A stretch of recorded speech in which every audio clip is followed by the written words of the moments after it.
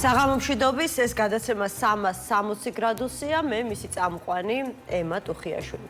კონსტიტუციური წესრიგი. Როგორც აღმოჩნდა, ამ სიტყვების მნიშვნელობა პოლიტიკურ მხარეებს აბსოლუტურად განსხვავებულად ესმით. ოპოზიცია ამბობს, რომ თავად ქართული ოცნება არღვევს კონსტიტუციას ყოველ მის გადაწყვეტილებაში და ქვეყანაში კონსტიტუციურ უწესრიგობას ამკვიდრებს. აი ხელისუფლება კი საკანონმდებლო დონეზე მუშაობს თუ როგორ დაარეგულიროს, რომ ყველამ განურჩევლად პოლიტიკური შეხედულებისა მათი ყოფნა ხელისუფლებაში ცნოს და აღიაროს. პირველი მოსმენით დებულება მიღებულია, მეორე მოსმენაზე კი დაზუსტდება თუ ვის ემუქრება სისხლის სამართლებრივი პასუხისმგებლობა იმ შემთხვევაში თუ საჯაროდ განაცხადებენ, რომ არ აღიარებენ და ლეგიტიმურად არ მიაჩნიათ არსებული ხელისუფლება. პარლამენტის თავმჯდომარემ დღეს ამ საკანონმდებლო ინიციატივაზე საუბრისას დააზუსტა, რომ მათი სამიზნე უცხოური ჩარევის აღკვეთაა, რომელიც ადგილზე ადამიანთა ჯგუფების გამოყენებით ხდება. მოკლედ, გახდება თუ არა ახალი ჩანაწერი კანონში ქართული ოცნების შიდა თუ გარე პოლიტიკური მტრების წინააღმდეგ ანგარიშწორების იარაღი, უკვე მომდევნო კვირას გამოჩნდება მეორე საპარლამენტო მოსმენისას. ჩვენ კი ახლა შეგვიძლია გავიგოთ, რას ფიქრობს ამ და სხვა დაგეგმილ საკანონმდებლო ცვლილებებზე საქართველოს სახალხო დამცველი და ხომ არ გახდება ეს საკანონმდებლო ნორმა მათი მხრიდან კიდევ ერთი საკონსტიტუციო სარჩელი საფუძველი. ლევან იოსელიანი, საქართველოს სახალხო დამცველია ჩვენთან ერთად. მოგესალმებით ბატონ ლევან. მადლობა გადაცემაში მონაწილეობისთვის. ვიდრე გადავალთ ამ საკითხებზე, აუცილებლად მინდა დავიწყო თქვენთან საუბარი თქვენი ბოლო ვიზიტით საპატიმრო დაწესებულებაში. უნიკალური შემთხვევაა და ალბათ არა მხოლოდ საქართველოსთვის, როდესაც ერთ საპატიმრო დაწესებულებაში თითქმის მეზობელ საკანებში სხედან ყოფილი პრეზიდენტი, ყოფილი პრემიერი, ყოფილი თავდაცვის მინისტრები, ყოფილი უსაფრთხოების სუსის ხელმძღვანელი, მინისტრის მოადგილეებზე, დეპარტამენტის ხელმძღვანელებზე, ოპოზიციონერ პოლიტიკოსებზე აღარაფერს ვამბობ. უნებრივია თქვენი იქ შესვლა და რამდენიმე პატიმრის მონახულება ძალიან დიდ ინტერესს იწვევს. მოდი გითხარით, აი ტექნიკურად როგორ მოხდა შეთანხმება, თქვენ თავად გამოხატეთ სურვილი, პატიმრებმა მოინდომეს, რომ თქვენ მისულიყავით და პირადად გეინახათ მათი ყოფა ციხეში, თუ ეს რაღაცნაირად ურთიერთშეთანხმების საფუძველზე შედგა თქვენი ვიზიტი საპატიმრო დაწესებულებაში? მოგესალმებით, ემა მივესალმებით თქვენს მაყურებელს. პირველ რიგში მინდა იცოდეთ თქვენს და მაყურებელმაც, რომ არასოდეს, როდესაც მე პენტენსიურ დაწესებულებაში შევდივარ, ამის შესახებ არ არის ცნობილი არავისთვის, მათ შორის, რა თქმა უნდა, პირველ რიგში პენტენსიურ დაწესებულებისთვის ყოველთვის ჩემი ვიზიტი არის დაუგეგმავი, მათთვის მოულოდნელი, ვინაიდან მნიშვნელოვანია ჩემთვის այս მოულოდნელ რეჟიმში ვნახო რა სიტუაცია არის და ეს არ შეეხება მარტო ახლა ამ შემთხვევაში მე-12 დაწესებულებაში ხშირად მიწევს მისვლა გარემოებიდან გამომდინარე, მაგრამ ზოგადად მინდა იცოდეთ, რომ არა მარტო ამ მაღალი თანამდებობის პირებს, ამ ყოფილ პოლიტიკოსებს ვნახულობ, არამედ სხვა მსჯავრდებულებს, ბრალდებულებს, რომლებიც ამ საპატიმროებში ხდიან სასჯელს, მათ შორის ვეცნობი მათ საკვებს, მე თვითონ ვსინჯავ ამ ყველაფერს. პირობებს, რა პირობებში არიან, სამედიცინო პუნქტში რა მდგომარეობა, ანუ თლიანობაში ვახდენ მონიტორინგს, მე თვითონ ჩემი თვალით უყურებ ამ ყველაფერს. თქვენი თანხმობა, პატიმრის თანხმობა იმისათვის, რომ თქვენ უშუალოდ შეხვიდეთ მასთან საკანში, მაშინ როდესაც უკვე ეწევით კონკრეტულ საპატიმრო დაწესებულებას, არ არის საჭირო? იცით რა არის, როდესაც მივდივარ და საკანს მიღებენ, რა თქმა უნდა, ეუბნებიან, რომ არის ესა და ეს ადამიანი მოსული და უნდა თქვენთან შეხვედრა. ჯერ არ ყოფილა შემთხვევა, რომ ვინმეს ეთქვას უარი, რა თქმა უნდა, როგორც წესი, ყველას უხარია, რომ მივდივარ, ვნახულობ, ვესაუბრები, არავის რაღაცა წინააღმდეგობა არ გამოუხატავს. ჯერ ესეთი შემთხვევა არ მქონია ყოველ შემთხვევაში. სხვა შორის, აი ამ ჩამონათვალში ვინც მოინახულეთ, ხომ, ყოფილ მაღალჩინოსნებს გულისხმობ, რადგან ინტერესი მათ მიმართ უფრო მაღალია. არ არის მაგალითად ჯუანშერ ბურჭულაძე. არა, იცით რა არის, გეტყვით ამაზე. აქ არ არის, რა თქმა უნდა, რამდენიმე ადამიანი, უბრალოდ ისინი მე წინა ვიზიტზე მოვინახულე. თუ გახსოვთ, დაახლოებით რამდენიმე თვის წინ, მაშინ მოვინახულე ჯუანშერ ბურჭულაძე, ირაკლი ოქრუაშვილიც. პატა მანჯგალაძე? პატამანჯგალაძეც მოვინახულე ირაკლი ნადირაძე გლდანში არის. ირაკლი ნადირაძე არ მინახავს ამ საპატიმროში ვინც პატას გლდანში არის. ლაშაბერიძეს გლდანში არის. მოვინახულე ნიკა გვარამია, მაშინ გიორგი ვაშაძე იყო, ზურაჯ გიჩაფარიძე, ნიკამელია. ესენი მაშინ მოვინახულე. უბრალოდ ეხლა ვნახე ის ადამიანები, რომლებიც არ მყავდა მონახულებული და გარდა ამისა ისინი ვინც ვისი ოჯახის წევრებმაც მომართეს რომ დამატებით კიდევ ვიზიტი გამეხორციელებინა. მაგალითად მიხეილ სააკაშვილი ვივავეთში მყავდა რამდენჯერმე მონახულებული და რაც გადმოიყვანეს მე-12 დაწესებულებაში მე არ მყავდა მის საპატიმრო პირობებს არ ვიყავი გაცნობილი და ჩამოთვლილი ასე ვთქვათ პოლიტიკური ჩამონახული ყველა მონახულებული ხო, გავიგე. აქედან რომლის ოჯახის წევრებმა მოგმართეს დამატებით ყოფილ მაღალჩინოსნებს გულისხმობ.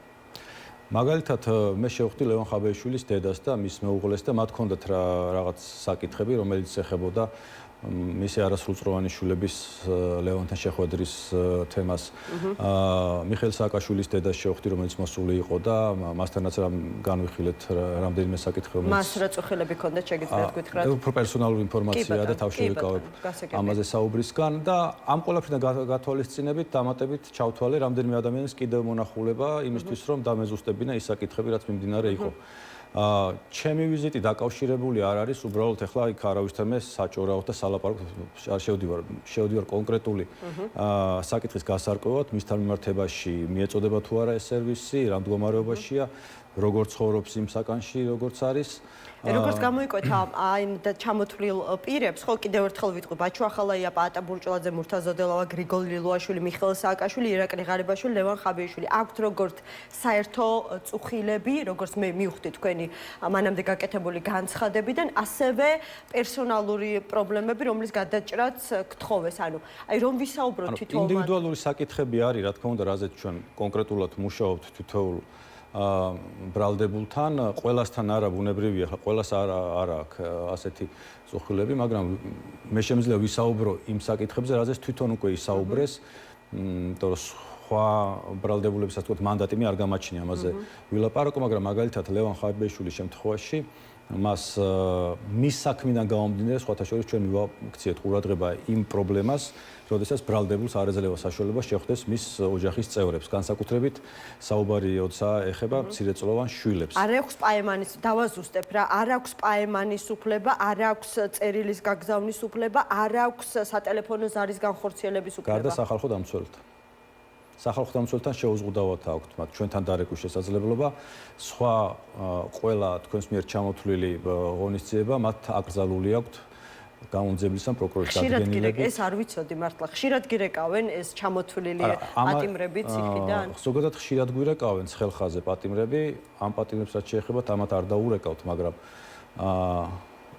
თუმცა შეიძლება იყოს შემთხვევა, ახლა ვერ ვიხსენებ. ყოველ შემთხვევაში ცხელხაზე ჩვენთან ხშირად რეკავენ პატიმრები და აი თქვენი ეთერითაც კიდევ ერთხელ მინდა გავაჟღერო ჩვენი ცხელი ხაზის ნომერი 1491 და ამ ნომერზე ნებისმიერ დროს ყველა მსჯავრდებულს, ბრალდებულს აქვს საშუალება კანონი აძლევს უფლებას, რომ დაგვიკავშირდნენ და ნებისმიერ დროს შეიძლება მოითხოვოს ციხის ადმინისტრაციისგან, რომ მისცეს საშუალება სახალხო დამცველის წარმომადგენელი მაშინვე მიემართება ამ დაწესებულებაში ინფორმაცია, რა თქმა უნდა შეეხებოდეს მის მიმართ არასათანადო მოპყრობას, ეხლა უბრალოდ იმიტომ რომ მოსაკითხად და ვიღაცა საუბარი უნდა მოსაკითხად ერთადერთი პატიმარი თუ დაგერაკავთ ციხიდან ალეკო ელისაშვილი. როგორც თქვენი მეგობარი, როგორც მე ვიცი რომ ერთხელ ვიყავით და არა, რამდენჯერმე ვიყავით, ერთხელ გაშუქდა უბრალოდ. როგორ არის გითხარით? და დაუბრუნდებით. ალეკო სხვა დაწესებულებაში არის, მე-6 დაწესებულებაში არის. ნორმალურად არის, ვერ ვიტყვი რომ რაღაცა განსაკუთრებული წუხილები აქვს. ელოდება სასამართლო პროცესს, განაჩენს. მას აქვს კომუნიკაციის მასაც აკრძალული აქვს და მანაც იგივე მთხოვა, რაც ამ შემთხვევაში სხვა მსჯავრდებულებთან მიმართებაში გავაჟღერე, რომ მიეცეს საშუალება ამ აკრძალვის პერიოდში. იცით რა არის, ეს აკრძალვა ეხება შემთხვევას, როდესაც ბრალდებული სანამ განაჩენი დადგება, ჩამოაშოროს გამოძიებამ დამატებით, ვთქვათ, გარესამყაროს იმისთვის, რომ არ მოახდინოს ზეწოლა ან მოწმეზე, ან რაღაც ინფორმაცია რა გასცეს, რომელიც საქმის გამოძიებას ხელს შეუშლის, მაგრამ ეს უნდა იყოს კონკრეტულად გონივრული გადაწყვეტილების ფარგლებში გააზრებული, ხო, ახლა როცა ადვოკატთან გაქვს შეხვედრის საშუალება, იდეაში მისი მეშვეობითაც შეგიძლია რაღაც ინფორმაციის გაზიარება სხვისთვის და ახლა არასრულწლოვან შვილთან შეხვედრა რა პრობლემა უნდა იყოს. გაქვთ მექანიზმი და ბერკეტი, რომ აი ეს წუხილი, რომელიც ძალიან ბევრ პატიმარს აქვს, რაღაცნაირად გადაჭრათ, მოაგვაროთ. მექანიზმი, რაც ზოგადი მექანიზმი გააჩნია სახალხო დამცველს, ეს როგორც პრობლემას ავსახავთ ჩემს ანგარიშში და აგერ სადაც ეთერში მივდივარ, საუბრობ ამ პრობლემაზე. ეხლა ამ პრობლემაზე ასე ვთქვათ, ფოკუსირება გამოიწვია იმ გარემოებამ, რომ შეეხო მაღალ ყოფილ თანამდებობის პირებს, თუმცა მინდა იცოდეთ, რომ ეს არ აწუხებთ მარტო მათ, ეს აწუხებთ ყველა იმ ბრალდებულს, რომელიც დღეს საპატიმროში არის და რომელსაც ოჯახის წევრთან ანალოგიურად შეზღუდული აქვს კომუნიკაცია. რაც სახალხო დამცველი ხართ, ალბათ არ ვიცი, რამდენიმე ათასი პატიმარი გეყოლებათ მონახულებული, მაგრამ ყველაზე ემოციური მაინც ალბათ თქვენს ყოფილ თანამებრძოლთან, თანაპარტიალთან და მეგობართან ვიზიტი იქნებოდა. რა მოგიყვეთ ამის შესახებ შეგიძლიათ? რა ვიცი, რა მოგიყვეთ. ბუნებრივია, რომ მე მასთან ვიყავი რამდენჯერმე მისული და მომავალშიც რა თქმა უნდა გავაგზავნებ ეს ახლა როგორც სახალხო დამცველის რანგში არ მივდივარ ხო მარტო ალეკოსთან ისედაც ჩემი მეგობარია ბავშვობის და ისედაც მივიდოდი სხვა შემთხვევაშიც ბუნებრივი არის ძალიან სამწუხარო არის ის ყველაფერი რაც მის გარშემო ხდება როგორც გარეთ ისე შიგნითაც გვაქვს ბევრ რამეზე უთანხმოება კამათობთ მაგრამ საბოლოო ჯამში იმეც ვიტოვებ რომ ეს ყველაფერი მის მიმართ მალე დასრულდება და არა აქვს ყოფითი ასე თქვათ პრობლემები არ აქვს იქ თვითონ ციხის ადმინისტრაციასთანაც საკმაოდ ნორმალური ურთიერთობა აქვს საკმაოდ ხნედ არის ვერ ვიტყვი რომ რაღაც დეპრესიაშია ან რაღაცნაირად იმას რით გაყავს დრო აი ეს ზედათად მითხრა რომ კითხულობს და ციხესიმაგრებზე წერს წიგნს და ამ წიგნის ირგვლივ მუშაობს და ამით ჯერჯერობით ამით არის გართული ხო რა ვიცი ფიზიკურად საკმაოდ აქტიური ადამიანია და ალბათ ვარჯიშობს კიდევაც ну ციხეში ადამიანი როდესაც ხდება რაღაცა რუტინა უნდა შეიქმნოს ბუნებრივი არის რომ ეს მთელი დღე გაიყვანოს ხო იმიტომ რომ ის სასეირნო დრო რომელიც 1 საათი არის გამოყოფილი მსჯავრდებულებისთვის და ბრალდებულებისთვის არ არის საკმარისი ამაზე სხვათა შორის წერთ ანგარიშის კარგა ხანია და როგორც სისტემურ პრობლემას აღნიშნავთ რომ 24 საათში 1 საათი არ არის საკმარისი იმისთვის რომ ადამიანმა შეძლოს სრულფასოვნად სასეირნო ამ გარემოს ასე ვთქვათ მიღება განცდა ამសេირნობის თვალსაზრისით თან რო იცოდეთ ეს სასეირნო სივრცეები დიდათ არ განსხვავდება იმ ბევრ დაწესებულებაში სადაც ყოფნა უწევთ იმიტომ ისევ ბეტონისგან შემოსაზღვრული სივრცეებია და ამ ბეტონის ასე ვთქვათ კედლებში უწევთ უბრალოდ ზევიდან არ არის გადახურული თუმცა ისე ახერხებს ციხის ადმინისტრაცია ბადრაგი რომ ეს ადამიანები ყოფილ მაღალჩინოსნებს და ოპოზიციის წევრებს გულისხმობ ვინც პატიმრობაში იმყოფება აი ამ სეირნობისას ერთმანეთს უბრალოდ ფიზიკურად ვერ შეხვდნენ ხო არა კი ეს უსაფრთხოების ნაწილში ეს ნამდვილად ასე არის რასაც ძალიან კარგია რომ მაქსიმალურად დაცული არის მათი უსაფრთხოება ამ თვალსაზრისით რომ მსჯავრდებულებს შორის არ იყოს დამატებითი კონფლიქტი ან დაპირისპირება ეს ხშირი არის ხოლმე როგორც პენტენციურ დაწესებულებაში და რისკის მიხედვით არის ბუნებრივი ახლა დაბალი რისკის და ღია დაწესებულებაში ისედაც გარეთ არის უყოლა და იქ ეს პრობლემა არ არის ხა მაღალი რისკი სადაც არის აი მაგალითად სადაც ალეკოს უწევს ყოფნა იქ ფიზიკურად ორი მსჯავრდებული ერთმანეთს არ ხვდება რა ენატრება ყველაზე მეტად და რადგან მაღალი რისკის დაწესებულებაშია ალბათ შვილებთან შეხვედრა მასაც და მასაც ყველაზე მეტად ამ ეტაპზე ენატრება თავის შვილებთან შეხვედრა. იცით რა, რაღაცნაირად აღქმა ჩდება საზოგადოებაში, რომ ყოფილ მაღალჩინოსნებს, ისე უბრუნდები ნომერ 12 პენტენციურ დაწესებულებას, ალბათ განსაკუთრებული პირობები აქვთ ციხეში. აი, მათ საკანში ყოფნისას მოხვდათ რაიმე განსაკუთრებული კომფორტი თვალში? არა, ამას ვერ ვიტყვი, რომ პირობითად მაღალ ყოფილი მაღალჩინოსნებთან დაკავშირებული მიდგომა ან მათი ციხეში ყოფნის პირობები განსხვავდება რიგითი მე-12 დაწესებულებაში არსებული პატიმრის პირობებისგან. რიგითი არა, პოლიტიკურ ოპონენტებზე მინდოდა აი ხაზგასმა და შედარება. აი მაგალითად შეგიძლიათ თქვათ, რომ ირაკლი ღარიბაშვილის და გრიგოლ ლილუაშვილის კაბინეტი მინდოდა მე თქვა. საკნები განსხვავდება ნიკა მელიასთან. ხო, ბევრად უფრო კომფორტულია, ვიდრე ლევან ხაბეიშვილის იგივე და ბაჩუ ახალაიას საკანი. აბსოლუტურად იდენტურია. აბსოლუტურად ყველაფერი იდენტურია. მათ შორის ის რეჟიმიც, რომელიც ხორციელდება ამ ადამიანების მიმართ. მე მათთან საუბარში პირველ რიგში ამათ ინტერესდები ხოლმე, რამდენად სარგებლობენ ყველა იმ უფლებით, რაც ციხეში ადამიანს გააჩნია, ხო, ბრალდებული იქნება თუ მსჯავრდებული. რა უფლებებია ეს და აი რამდენად სარგებლობენ? მაგალითად სასეირნო დრო. ხომ არ ერიდებიან, იმიტომ რომ ხო შეიძლება სხვა პატიმრებთან კომუნიკაცია არ ხდება კომუნიკაცია ინდივიდუალურად. ანუ იგივე როდესაც ბიბლიოთეკით სარგებლობენ, ხო?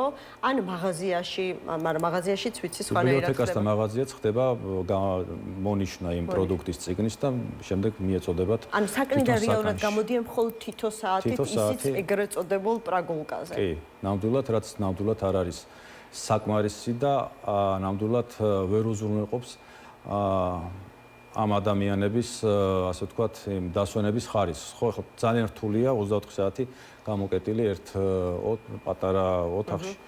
საკანში და სხვათა შორის აი ჩემს ვერ მონახულებული ადამიანებისგან რამდენიმე მე წუხილი დააფიქსირა რომ ეს დრო მათ არ ყოფნით იმისთვის რომ რაღაცნაირად ჰაერი უფრო ჩაისუთქონ თან ზაფხულში რუსთავში საკმაოდ სიცხეა და ეს გასეირნებაც უკვე რაღაც პრობლემებთან არის დაკავშირებული. გარდა ამისა რუსთავში პრობლემური არის წყალი. წყალი, ხო. ანუ ამ ყოფით პრობლემას ისინი უკვე შეეხნენ? ну ეხლა ჯერჯერობით სიცხე არ არის და შეიძლება ისე არ აწუხებთ, მაგრამ მაგალითად ზაფხულში, როდესაც მე ვიყავი და მოვინახულე, მაშინ გიორგი ვაშაძე იყო და სხვები, ყველა მათგანმა ჩემთან დააფიქსირეს უკმარისობა შხაპის მიღების დღეების და მაშინ ეს საკითხი პენიტენციურ სამსახურომ მოაგვარა, დაუმატეს კიდე ერთი დღე, მაგრამ იცით რა არის, ეს არ არის საკმარისი. ზოგადად ეს არ არის მარტო ახლა მე-12 დაწესებულების არსებობა, ზოგადად რუსთავში არსებულ დაწესებულებებში ყველგან არის ეს პრობლემა, მათ შორის ქალთა დაწესებულებებშიც, სადაც ეს კიდე უფრო მეტი სიმწვავით დგას.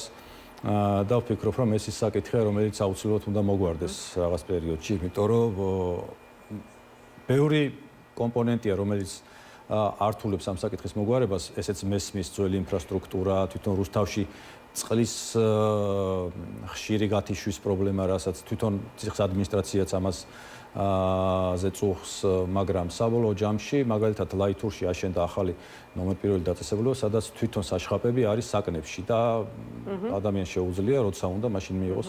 ხო, ანუ თანამედროვე დაწესებულებებში ეს საკითხი უფრო ინფრასტრუქტურულად არის მოგვარებული. ხომ არ მოუთხოვია რომელიმე ზემოთ ჩამოთვლილებიდან რაღაცა გადაყვანა, ან თქვენთან ხომ არ გამოხატავს სურვილი, რომ სხვა საპატიმრო დაწესებულებაში გადაიყვნენ, თუ რეალურად მათ ამის უფლება არ გააჩნიათ? არა, ასეთი მოთხოვნა არც ერთს არ დაუყენებია, რა თქმა უნდა. ასეთი უფლება გააჩნია ზოგადად მსჯავრდებულს, რომ სასჯელი მოიხადოს მის საცხოვრებელ სახლთან უფრო ყველაზე ახლოს მყოფ დაწესებულებაში მაგრამ ამ შემთხვევაში არც ერთ მათგანს ასეთი მოთხოვნა არ დაუწია. ხო, მე თქვენი განცხადება რა თქმა უნდა მოვისმინე აი ამ ვიზიტის შემდეგ ვფიქრობ ერთი საკითხი დაზუსტებას საჭიროებს ირაკლი ღარიბაშვილთან დაკავშირებით, რომელიც სხვა დანარჩენი თქვენიც მიერ მონახულებული პატიმრებისგან მის საქმესთან დაკავშირებით არათუ გადაწყვეტილება უკვე სასამართლო გადაწყვეტილება მიღებული არამედ ის სხვებისგან განსხვავებით ბრალსაც აღიარებს. მასაც აქვს მიუხედავად ამისა კომუნიკაციის უფლება შეზღუდული. ეს ცოტა არასწორად მოხდა ინტერპრეტირება. ირაკლი ღარიბაშვილს ასეთი რამე ჩემთან არ დაუფიქსირებია. მას მის მიმართ მოქმედებს აბსოლუტურად უკვე სხვა რეჟიმი, არა ბრალდებულის, არამედ ჯავდებულის მიმართ არსებული რეჟიმი.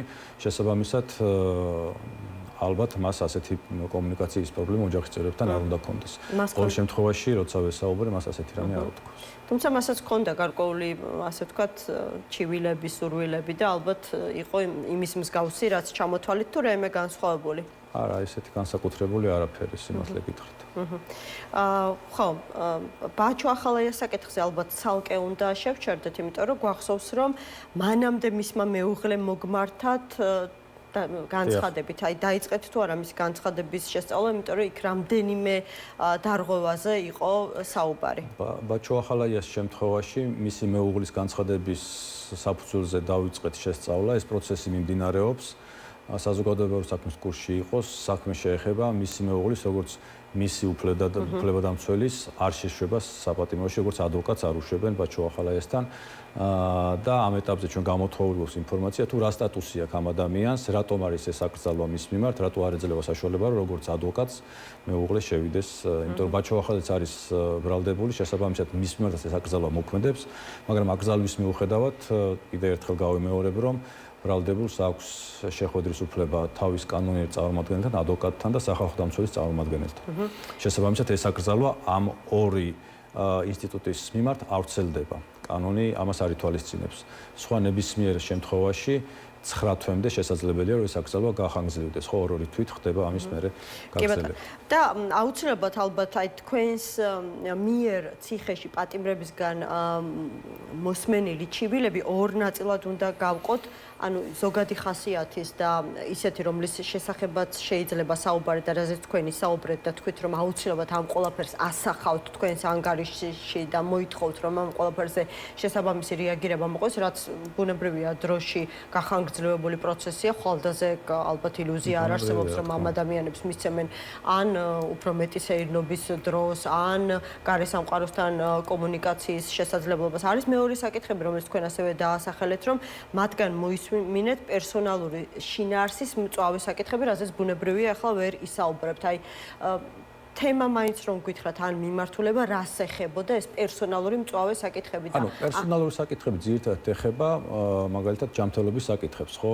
და ჯანმრთელობის მიმართულებით რა შეიძლება ადამიანს კონდეს პრობლემა, იღებს თუ არა შესაბამის სერვის ამ დაწესებულებაში, კონკრეტულად ხდება თუ არა მისი დროულად შემოწმება, გაყვანა, კურნალობა, მიწოდება. არ აქვს შესაძლებლობა მაღალი ხარისხის ოპერატიულად მიიღოს. არ მithქვავს რომ არ აქვს.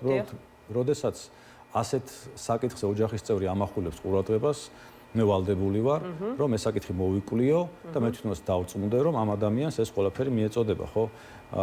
ეს თქვი, აქ ეს არის სტანდარტული პროცედურა, არა მარტო ამ მათ შემთხვევაში, არამედ ნებისმიერი სხვა პატიმრის შემთხვევაში, როდესაც ჯანმრთელობას ეხება საკითხი, ჩვენ განსაკუთრებულად ვიკვლევთ ამ ამბავს, ჩვენ ყავს ჩვენ თვითონ სახალხო დამცველში დასაქმებული ძალიან კვალიფიციური ექიმი, რომელიც პროფესიულად უყურებს იმ კურნალობას, რომელიც ჩაუტარდა ადამიანს და მე ჩვენ დასკვნას უზიარებთ, რომ თქვა დამატებით რა მიგვაჩნია, რომ უნდა ჩაუტარდეს. ან რა შეიძლება არ იყო საკმარისი მის კურნალობის თვალსაზრისით. და ესეთი უამრავი საქმე გვაქვს, რომელშიც ეს რუტინულად მიდის ეს მიმოწერა და საქმიანობა, აი მზიამაღლობელი შემთხვევაში ვიყავით ანალოგიურად ჩართული, იქ საერთოდ კონსილიუმი შევქმნით, ხო? კი ბატონო. მაგრამ მინდა იცოდეთ, რომ ეს საზოგადოებისთვის ასე ვთქვათ ცნობილი ხდება იმ შემთხვევებში, როდესაც ფოკუსირებული არის საჯარო პირებზე ეს პრობლემა, მაგრამ ზოგადად ყველა მსჯავრდებულის მიმართ ანალოგიური პროცედურა. სხვა შორის აი ქალმა პოლიტიკოსებმა სულ ცოტა ხნის წინ მოითხოვეს თქვენი წარმომადგენლისგან ანასტასია ზინოვკინასა და ნანა სანდერსის ჯანმრთელობის მდგომარეობის მონიტორინგი უკვე იყვნენ თუ არა?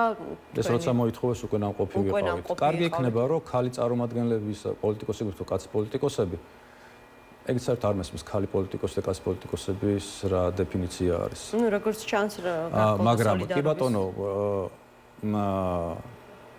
ჯობია ჯერ გკითხონ ჩვენ ვიყავით რა გავაკეთეთ და მე გააკეთონ რაღაცა პერფორმანსი, რასაც აკეთებენ ხშირია ჩემი ოფისის წინ მოდიან, მაგრამ როგორც წესი ის რასაც ითხოვენ, ან უკვე გაკეთებული გვაქვს, ან უკვე დაგეგმილი გვაქვს, ან უბრალოდ ინფორმაციას გაუზიარებთ ახლა თუ ჩათვლიან რომ არასაკმარისს ვაკეთებთ ნამდვილად ამ ადამიანებს ვინც იქ მოდიან არ აქვთ ჩემი კრიტიკის კომპლექსი შესაბამისად.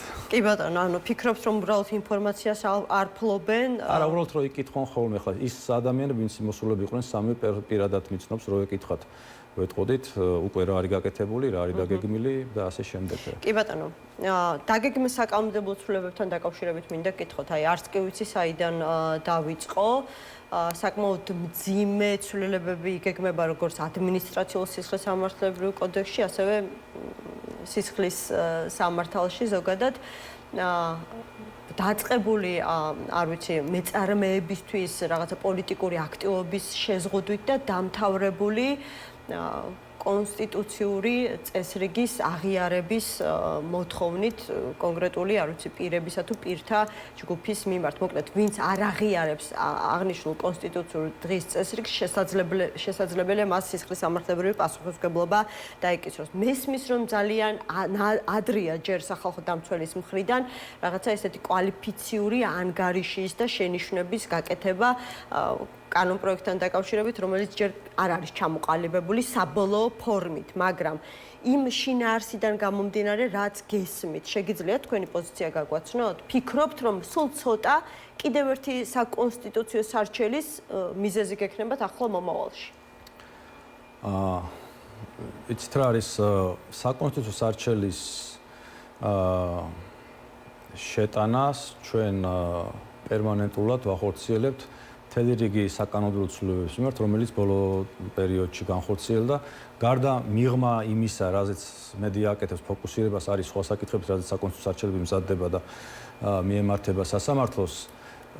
ის, რაზეც თქვენ მეკითხებით, სიმართლე გითხრათ, მე ჯერ დეფინიციაც არ ვიცი, საბოლოოდ რა იქნება კანონში და როგორ აისახება.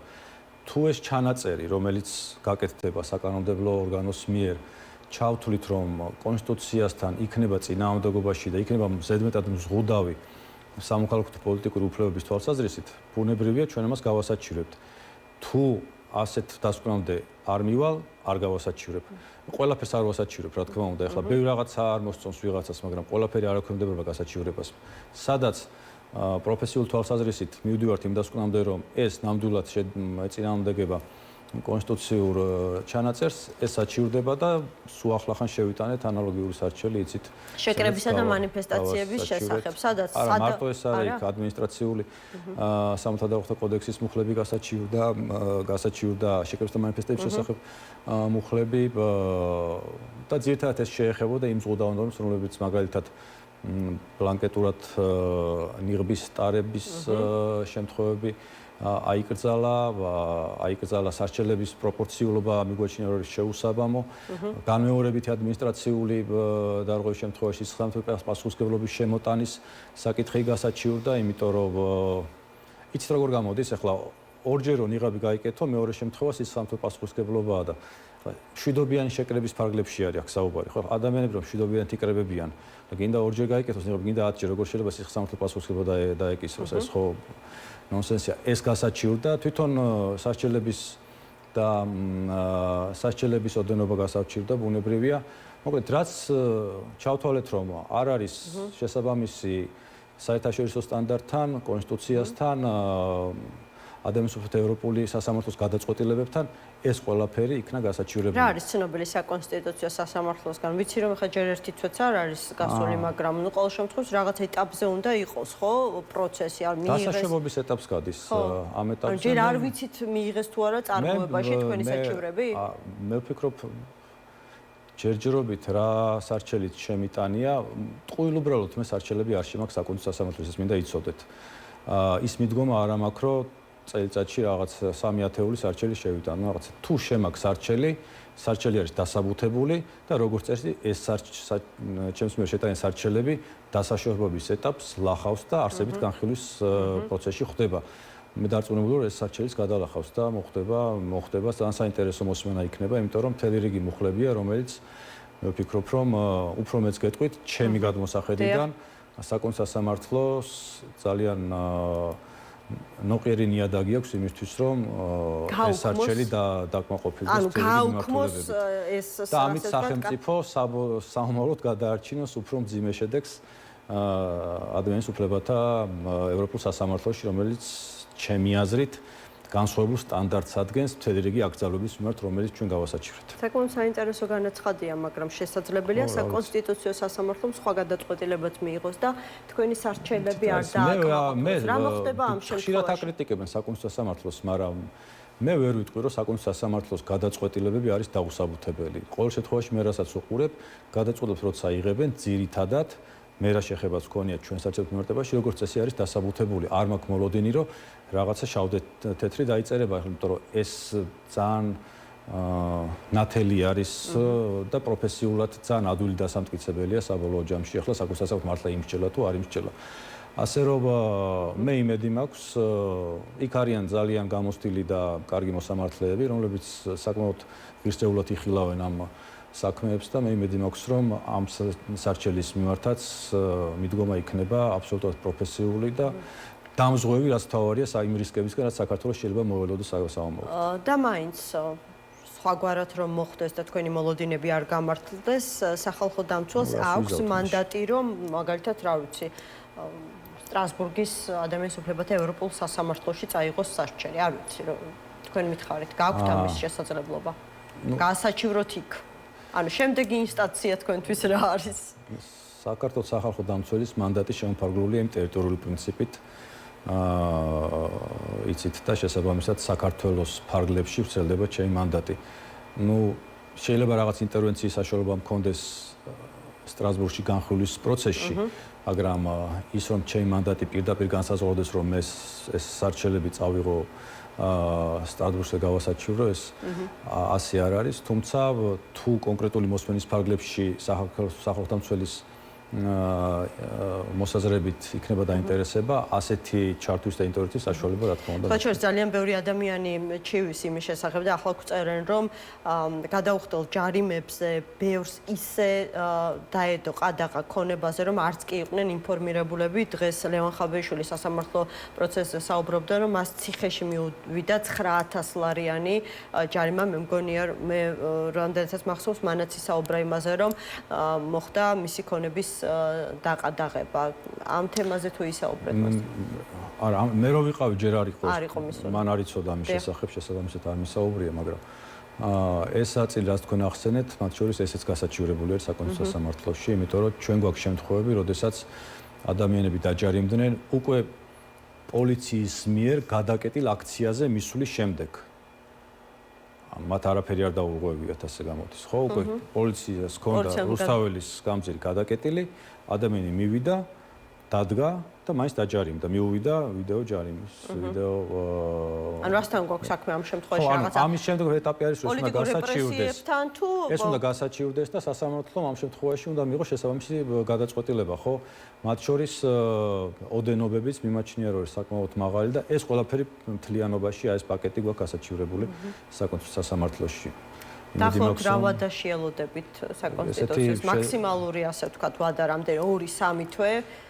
კანონდადგენლი ვადები არ არის. ისეთი არის საქმეები, რომლებიც წლები იხილება, მაგრამ მე იმედი მაქვს, რომ ეს ის საკითხია, რასაც საკონსტიტუციო სასამართლო ყოველშაბათი წლებით არ მოანდომებს განხილვას და რაღაც უფრო მოკლე ვადებში მოხდება. ხო, ადამიანის უფლებების თვალსაზრისით საქართველოში გაუარესებული ვითარება EUTHOS 24 ქვეყნისთვის რაღაცა ყურადღების საგანი გახდა, ამიტომაც გადაწყდა, რომ საქართველოსთან დაკავშირებით იქნება გამოყენებული ეგრეთ წოდებული მოსკოვის მექანიზმი, ჩამოვლენ დამოუკიდებელი ექსპერტები და ადგილზე შეისწავლიან სწორედ ადამიანის უფლებების დარღვევის ფაქტებს. ანუ ხა ლოგიკურად ჩდება შეკითხვა, ალბათ ერთ-ერთი, ვისთანაც მათ ექნებათ კომუნიკაცია, იქნება საქართველოს სახალხო დამცველი.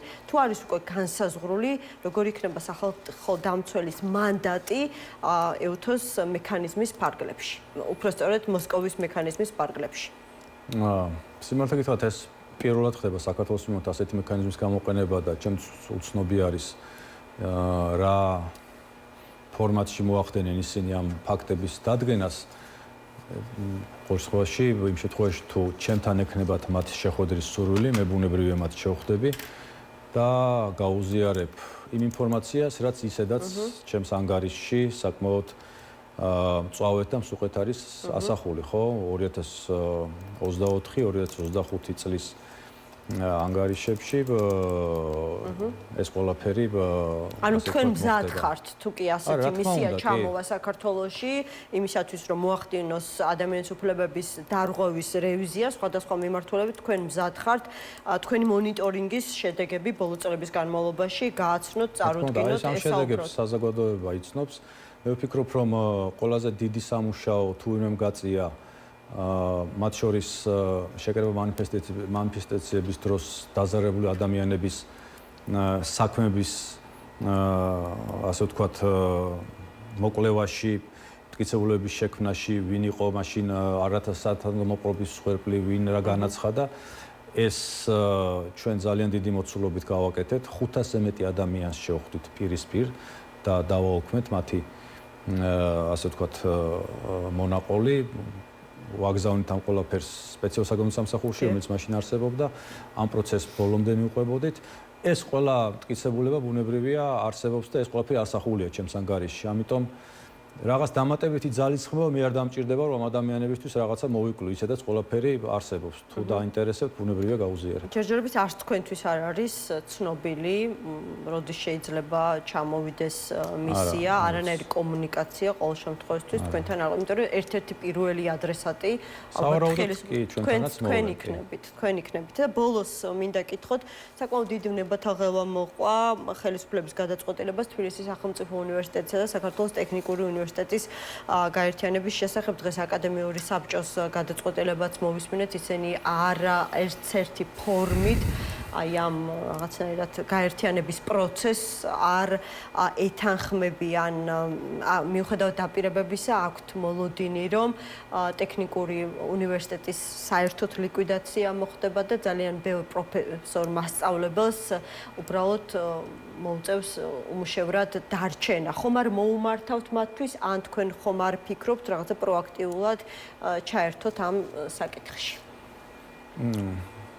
სიმართლე გითხრათ, მეც როგორც თქვენ და საზოგადოების სხვა ნაწილი ვაკვირდები გარედან ამ პროცესს, ჩემთვის არავის არ მოუმართავს, ვინაიდან უშუალოდ ეს გაერთიანების პროცესი მე არ მომემართება, როგორც სახალხო დამცველს, თუმცა განათლების უფლების ნაწილში ჩემთვის მნიშვნელოვანია ამ პროცესში დავწმუნდა ერთ რამეში, რომ ეს გაერთიანება არ გამოიწვევს განათლების უფლების შეზღუდვას კონკრეტული სტუდენტების მიმართ, არ გაუარესდება მათი შესაძლებლობა რომ მიიღონ ხარისხიანი განათლება, არ გაუარესდება ინფრასტრუქტურა, სადაც მათ უწევთ ამ განათლების მიღება, ეს შეიძლება გახდეს ჩემი ინტერესის საგანი. ამის მიღმა შეიძლება იყოს, თქვათ, თუ ვინმეს დათხოვნა მოხდება სამსახურიდან თქვენ როგორც აღნიშნეთ, რამდენად კანონიერად მოხდება მათი, ასე ვთქვათ, ჩამოშორება ამ პროცესისადმი, ეს ყველაფერი შეიძლება გახდეს ჩვენი მოკვლევის საგანი, თუ მომართვიანობა იქნება ყოველ შემთხვევაში დღემდე ასეთი მომართვა არ ყოფილა და რა ვიცი ამის მიღმა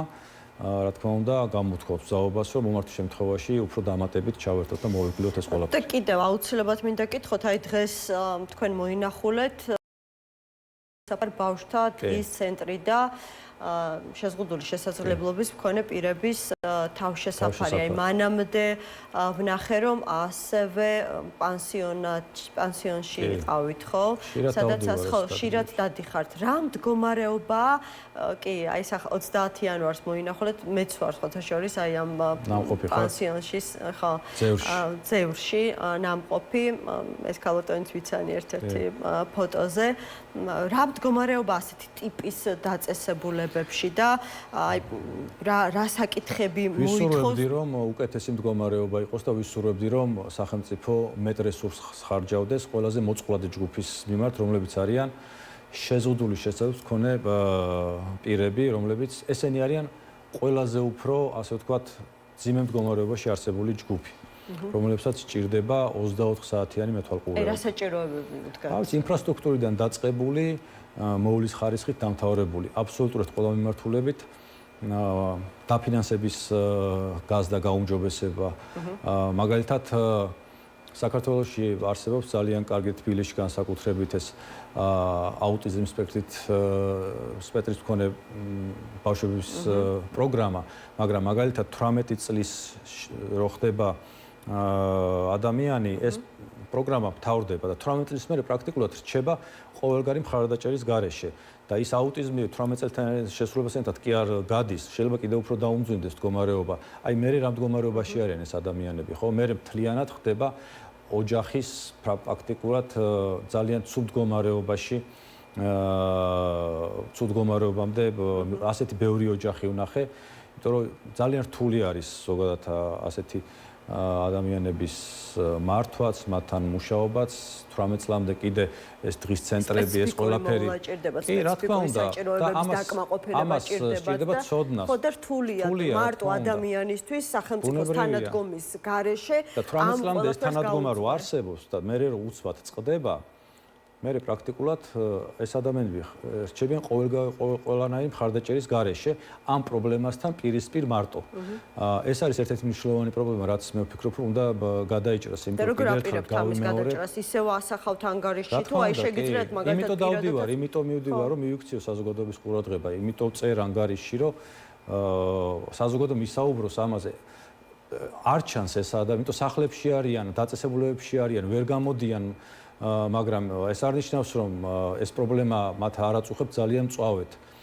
და აქვე მინდა ვთქვა კიდევ ერთი პრობლემის შესახებ, რაზეც მადლობა, რომ ზოგადად აი ესეთ საკითხებზე გაამახვილეთ ყურადღება, რა თქმა უნდა ეს წლების განმავლობაში მუშაობდი და პირადად დავდიოდი და ვნახულობდი ამ ადამიანების ყოფას მაშინ, როდესაც პრესის ჟურნალისტები. და მეორე საკითხი, აუცილებლად უნდა ვახსენო, სულ ვამბობ ამაზე და სულ საუბრობ, ეს არის სოციალური საცხოვრისები, სადაც ასევე ყველაზე მოწყვლადი ადამიანები არიან.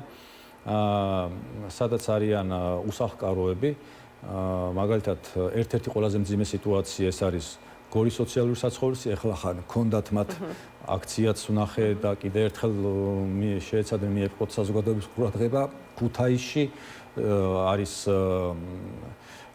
საგარეჯოში, ეს არის ძალიან მწვავე კერები, ასე ვთქვათ, რომელიც სახელმწიფომ თუ ძალიან ყისიერად არ მიიღო გადაწყვეტილები მათ მიმართ. ამ ადამიანების მდგომარეობა დღიდან დღემდე უარესდება. ყურადღების მიღმა არიან ეს ადამიანები დარჩენ. ამ ძიმე მდგომარეობა რას ნიშნავს? აი ორი სიტყვით შეგიძლიათ ვთქვა. ძიმე მდგომარეობა ნიშნავს იმას, რომ ღირსებასთან შეუსაბამო პირობებში უწევთ ცხოვრება. თქვენ რომ შეხვიდეთ ამ სახლებში თუ ამ შენობებში და რთული ამას შენობა დაარქვა, სპეციალური ანგარიშის დავწერეთ, დავასურათე, ვაჩვენე. ეს არის აბსოლუტურად ადამიანის ღირსებასთან შეუსაბამო პირობებში ადამიანების ცხოვრება და ყოფა და ბავშვების განსაკუთრებით.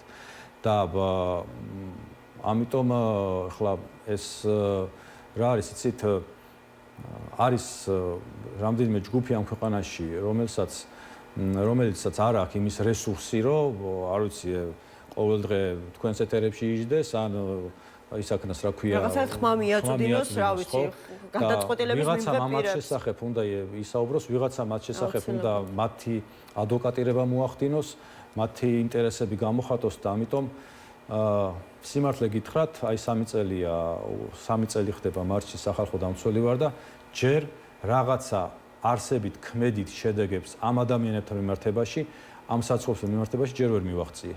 მივხვდით იმის, რომ 3 წელი ამაზე ვსაუბრობ. რაც ძალიან ცუდად მეტყველებს, ხო, ცუდად მეტყველებს, მე ვიტყვი, რომ ცუდად მეტყველებს იმ ადამიანებზე, ვისაც შეუძლია ელემენტარულად ამ ადამიანების ყოველდღიურობა გააუმჯობესოს. მადლობა ლევან იოსელიანს, საქართველოს სახალხო დამცველი იყო ჩვენი გადაცემის სტუმარი. რეკლამის შემდეგ ცოტა კობერიძე, დავით ბჟავანაძე, თედო თავდგირიძე იქნებიან ჩვენთან ერთად. დაგველოდით.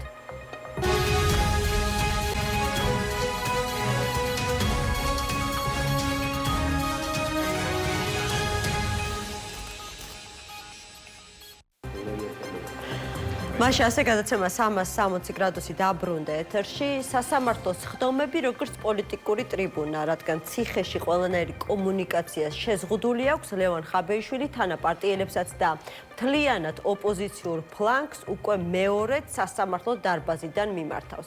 განცხადების შინაარსი მარტივი და გასაგებია, მიზეზი კი ოპოზიციის უმოქმედობა. ან თქვით, რომ რაღაცას ვიზამთ, ან თქვით, რომ არაფერი შეგიძლიათ, კი არ ტეხავს. ასე ამთავრებს თავის სათქმელს პატიმარი პოლიტიკოსი და ოპოზიციას კიდევ ერთხელ შექმნილი ვითარებიდან რამდენიმე გამოსავალს თავაზობს. რას ფიქრობენ ზოგადად ოპოზიციურ სპექტრში და ზოგადად ოპოზიციურად განწყობილი პოლიტიკოსები, ამას შევეცდებით გავიგოთ ჩვენს გადაცემაში. მოკლედ, ცოტნე კობერიძე, პოლიტიკოსი, დავით მჟავანაძე, კოალიცია ცვლილებებისთვის წევრი, თედო თავდგერიძე, პარტია თავისუფლების მოედნის წევრი. მოგესალმებით ბატონებო. მადლობა გადაცემაში მონაწილეობისთვის. ლევან ხაბეიშვილის ამ განცხადებით მინდა დავიწყო საუბარი. საინტერესოა, ვინ როგორ გაიგო ხაბეიშვილის ნათქვამი და აქვს თუ არა რაიმე საპასუხო. დავით, თქვენგან დავიწყებ. დიახ. მოგესალმებით, მისალმებით თქვენს მაყურებელს. ხო, ლევანმა მე მგონი ორი კვირის წინაც გააკეთა რაღაცა მსგავსი განცხადება, ხო, რომ პატიმრების ციხიდან გამოშვების სანაცვლოდ თითქოს ოპოზიციას რაღაც დათმობებზე უნდა წავსულიყავით, ოღონდ არ დაუკონკრეტებია რა დათმობებზე უნდა წავიდეთ, მაშინ როცა ფაქტობრივად ციხეში არის მასთან ერთად ჩვენი პოლიტიკური ლიდერებიც და სხვაები ციხისთვის გამზადებული და აბსოლუტური რეპრესიების ქვეშ და ტროტუარზე დგომის გამო ციხეში ხალხი მიდის, კიდე რა უნდა დათმო, ასეთ სიტუაციაში ცოტა გაუგებარი არის. მე ხა ლევანის მიმართ ჩემი პირადი დამოკიდებულება პირობითად რა არის, როგორ არის ეს ცალკე ამბავი, ეს პოლიტიკური პატიმარი არის ცალსახად და ივანიშვილის პირობებში მას სამართლიან სასამართლოს უფლება არ ექნება და მე დარწმუნებული ვარ და ყველაფერს ვაკეთებ იმისთვის, რომ არც ის და არც სხვაები ციხეში არ იყვნენ, მაგრამ მის პოლიტიკურ განცხადებას რაც შეეხება ამასაც და წინასაც, მე მაგას კატეგორიულად არ ვეთანხმები და გაუგებარი არის ჩემთვის. განაწილში არის გაუგებარი. ის ამბობს, რომ რამდენიმე გზა არსებობს, როდესაც ტერორისტს ყავს მძევლები, ან გადადიხარ შეტევაზე და იხსნი ამ მძევლებს, ან იწყებ მოლაპარაკებებს, რომ რაღაცნაირად მძევლები გადარჩნენ ცოცხალი. ხო, ტერორისტებთან მოლაპარაკებები როგორ მთავრდება, ესეც და ის არის ხოლმე, რა ქვია, ცნობილი ამბავი არის. მე არ ვიძახი, რომ ეს ზუსტი ანალოგია არის. არ არის ეგეთი მდგომარეობა, თუმცა თუ მაინც და მაინც ასე ფიქრობს და ასე წარმოაჩენს, რომ ტერორისტებთან გვაქვს ამ შემთხვევაში საქმე, მაშინ ტერორისტებთან მოლაპარაკებები როგორ სრულდება, ყველამ კარგად ვიცით, ხო? არ ხდება ეს მოლაპარაკებები და არ დგება. ტერორისტებს შეიძლება ელაპარაკონ მაშინ და მაშინ შეიძლება კონდეს აზრი ლაპარაკს, ოდესაც გარკვეულ ძალას ასხივებ, გარკვეული ზეწოლის ბერკეტი გაქვს და რაღაცა გაქვს ისეთი იმ მომენტში, რაც მას ასუსებს და შენ გაძლიერებს და სამწუხაროდ ამ ეტაპზე მათ შორის თუნდაც გარკვეულწილად მისი წყალობითაც კი არა ვართ იმ მდგომარეობაში, რომ ეხლა რაღაცა ეს ხო, არ ვიცი, მათ შორის 4 ოქტომბრის ამბავიც იყო ძალიან მნიშვნელოვანი პრობლემა, რაც მოხდა და ისი ორგანიზატორიც ერთ-ერთი თვითონ იყო და ამან გარკვეულად, მაგრამ თქვენ არ გამიჯნულ ხართ ისევე როგორც თავისუფლების მოედანი 4 ოქტომბრის. კი, გამიჯნეთ. ეს წუთით. დღეს კიდევ ერთხელ საკუთარი თავი დავარწმუნე იმაში, რომ როდესაც კეთდებოდა მოწოდებები, რომ 4 ოქტომბერს ქუძზე კაცი ყველა უნდა გამოსულიყო და მიეღო მონაწილეობა მშვიდობიან რევოლუციაში, არც თქვენ არ გამიჯნულ ხართ და არც თავისუფლების მოედანი. თქვენ პირიქით თქვით, რომ მიიღებდით მონაწილეობას 4 ოქტომბრის აქციაში. გამიჯვნა მოხდა მხოლოდ მას შემდეგ, რაც განვითარდა ის ცნობილი მოვლენები ორბელიანების სასახლესთან. ანუ გამიჯვნები იყავი. მაგაში ვერ დაგეთახმებით, რომ 4 ოქტომბერს შეკრება რომ უნდა ყოფილიყო და აქცია რო იყო დაგეგმილი და არა არჩევნებზე წასვლა, არამედ აქციაზე მისვლა რო იყო, ასე ვთქვათ, განაცხადი იმ პოლიტიკური პარტიების, რომელიც არ ვიგებთ ადგილობრივ არჩევნებში მონაწილეობას, ეს დიდი ხნით დაწყებული კამპანია იყო ჩვენს მიერ მათ შორის და ყველა ეთერში მას ამბობთ, მაგრამ არა აქციაში 4 ოქტომბრის აქცია. ხომ ერქვა აქცია არ ერქვა 4 ოქტომბრის მოვლენას ერქვა მშვიდობიანი რევოლუცია. მონაწილეობდით თუ არა? არა, მშვიდობიან რევოლუციაში ეს არავინ არ მონაწილეობდა. კარგი, მაშინ თქვენ რა სახელწოდებით მონაწილეობდით? ეს იყო ნაცვლად იმისა, რომ იმ დღეს არჩევნებზე წასული იყო ადამიანები, რომელიც არ იყო თავისუფლ არჩევნები და იყო რაღაცა ფარსი და სპექტაკლი, ნაცვლად იმისა, რომ არჩევნებზე წასული იყო ხალხი, იყო მოწოდება და იყო მათ შორის ჩვენი ჩართულობა იმაში, რომ შეკვრებილიყავით რუსთაველის გამზირზე. ამას მართლა ეგრე ვამბობთ, ანუ რამე გადაუმოწმებელი არის, მართლა ეგრე ვამბობთ. ეხლა უბრალოდ შორს რო არ წავიდეთ, ეს შეიძლება მაყურებელს არ აინტერესებდეს. ბატონ ლევანი რას გულისხმობს, ეს ცოტა გაუგებარი არის, იმიტომ რომ ჩვენ რაღაც ყველაფერს ვაკეთებთ იმისთვის, რომ მოდი ამაზე გავჩერდეთ და შემდეგ აუცილებლად უნდა გადავიდეთ ედოსთანაც ცოტნეს და ანუ თქვენ ჩვენი ასე ვთქვათ შეკამათება გამოიწვია თქვენმა ნათქვამა, თქვენ თქვით რომ ამ მდგომარეობაზე, რა მდგომარეობაშიც აღმოვჩნდით, გარკვეულწილად ლევან ხაბეიშვილსაც აკისრებთ პასუხისმგებლობას. ასე იყო, ხო? ნახეთ, რაღაც არა, ეგრე არ არის. ყველაფრის პასუხისმგებელი ივანიშვილი არის იმ მდგომარეობის გამო, რაც არის შექმნილი. მაგრამ რაღაცა შეცდომები ყველას გვაქვს წარსულში დაშვებული, მათ შორის ახლა ლევანი 3 თვის წინ იჯდა ეთერებში და ამბობდა, რომ თუ ვინმე რაღაცა განსხვავებულად ფიქრობთ და თუ აიხლა რაღაცა ივანიშვილთან რამე მოლაპარაკებაზე ან რაღაცაზე ხმას ამოიღებთო, თქვენ პოლიტიკოსები არ ახართო და აბსოლუტურად სხვა რიტორიკა ქონდა, დღეს პირიქით რიტორიკა აქვს, რომ თუ არაფერს თავი არ გაქვს დაჯექით და დაელაპარაკეთ, ანუ თვითონვე თავის განცხადებებს შორის 180 გრადუსიანი განსხვავება არის. ამიტომაც აქ ხო რაღაც შეუთავსებლობა არის. ამიტომ მე მგონი პრობლემა არის. მაშინაც პრობლემა იყო, როცა იმას ამბობდა და ეხაც პრობლემა არის. უბრალოდ ხო, ნუ გასაგები ყოველს თავისი აზრის გამოთქმის უფლება აქვს. ეხა ეს არ არის ტრაგედია, ნამდვილად, უბრალოდ არ ვეთანხმები მე პირადად და მე მგონია რომ არც არავინ არ ეთანხმება. თქვენ ეთანხმებით თუ არა ხაბეიშვილის აი უკვე მეორედ მან თქვა რომ პირველად თუ რაღაცა ვიღაცას ჩემი ტონი არ მოეწონა და ბოდიშიო ამ ტონზე 6 თვეა უკვე ციხეში ვარო და თან ყველასგან იზოლირებულიო და კიდევ ერთხელ მოკლედ ოპოზიციას მოუწოდა რომ იმოქმედოს. მოგესალმებით, მადლობა შესაძლებლობისთვის. მე არ ვიცი კონკრეტულად ხაბეიშვილმა ვინ იგულისხმა, ალბათ ჩანდა მის განცხადებიდან რომ კონკრეტულ ადამიანებს მიემართებოდა მის ეს განცხადება. თუმცა დავითის ნათქვამსაც ნაწილობრივ მეც ვიზიარებ, რომ მასაც ეკისრება იმ 4 ოქტომბრის მერე საზოგადოების ფრუსტრირებისთვის პასუხისმგებლობა და ნუ ეს ფაქტია რომ ასე მოხდა. ანუ სამართლიანად ზის ციხეში მაგას საზოგადოების ფრუსტრირება ვიგულისხმეთ, ფრუსტრირება მოხდა და ეს ფაქტი იყო, ხო? ასევე მინდა გამოვეხმაურო თქვენს ნათქვამს, რომ თავისუფლების მოედანი ერთის დავაზუსტე, რამ გამოიწვია მაშინ ადამიანების ფრუსტრირება, ანუ რამ მოლოდინებმა მათ შორის არასონა მოლოდინებმა იმისა, რომ ერთ დღეზე დამთავრდებოდა ყველაფერი, რაც ჩვენ წინასწარ განვაცხადეთ, რომ არ მონაწილეობდით, არც ორგანიზატორები არ ყოფილიყავით, რაც შეეხება იმას, რომ მონაწილეობდით თუ არა 4 ოქტომბერს, ჩვენ 4 ოქტომბერსაც ვიყავით აქციაზე, 3 ოქტომბერსაც, 1 ოქტომბერსაც, მერეც და დღესაც გვაქვს თავისუფლების მოედანი, იქ არავის ნაკლებად ვიდრე ხაბეიშვილი ან რომელიმე პოლიტიკური პარტია იყო წარმოდგენილი პროტესტში. ანუ არასწორმა მოლოდინებმა თუ იმ ქმედებებმა, რაც შემდეგ განვითარდა ორბელიანის მათ შორის მოედანზე? წინასწარ იმის თქმამ, რომ ერთ დღეში დამთავრდება ყველაფერი, რაც არ ვიცი რა აძლევდა ამის თქმის საშუალებას მათ, მაგრამ ამ ყველაფერს პასუხისმგებლობა ეკისრება მას. 4 ოქტომბრამდე დიდი ხნით ადრე აკეთებდა და მიუხედავად ამისა, თავისუფლების მოედანი 4 ოქტომბერსაც ბოლომდე ვიქნებიო, ამბობდა ლევან ცუცქირიძე, ვიდრე არ ასრულდება ჩვენი საერთო მიზანიო.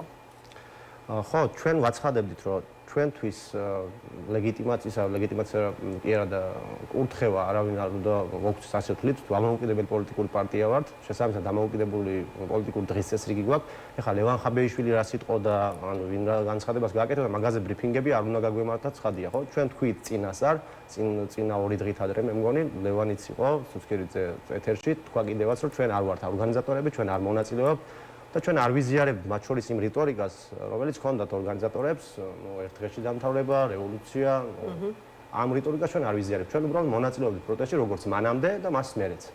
ხო.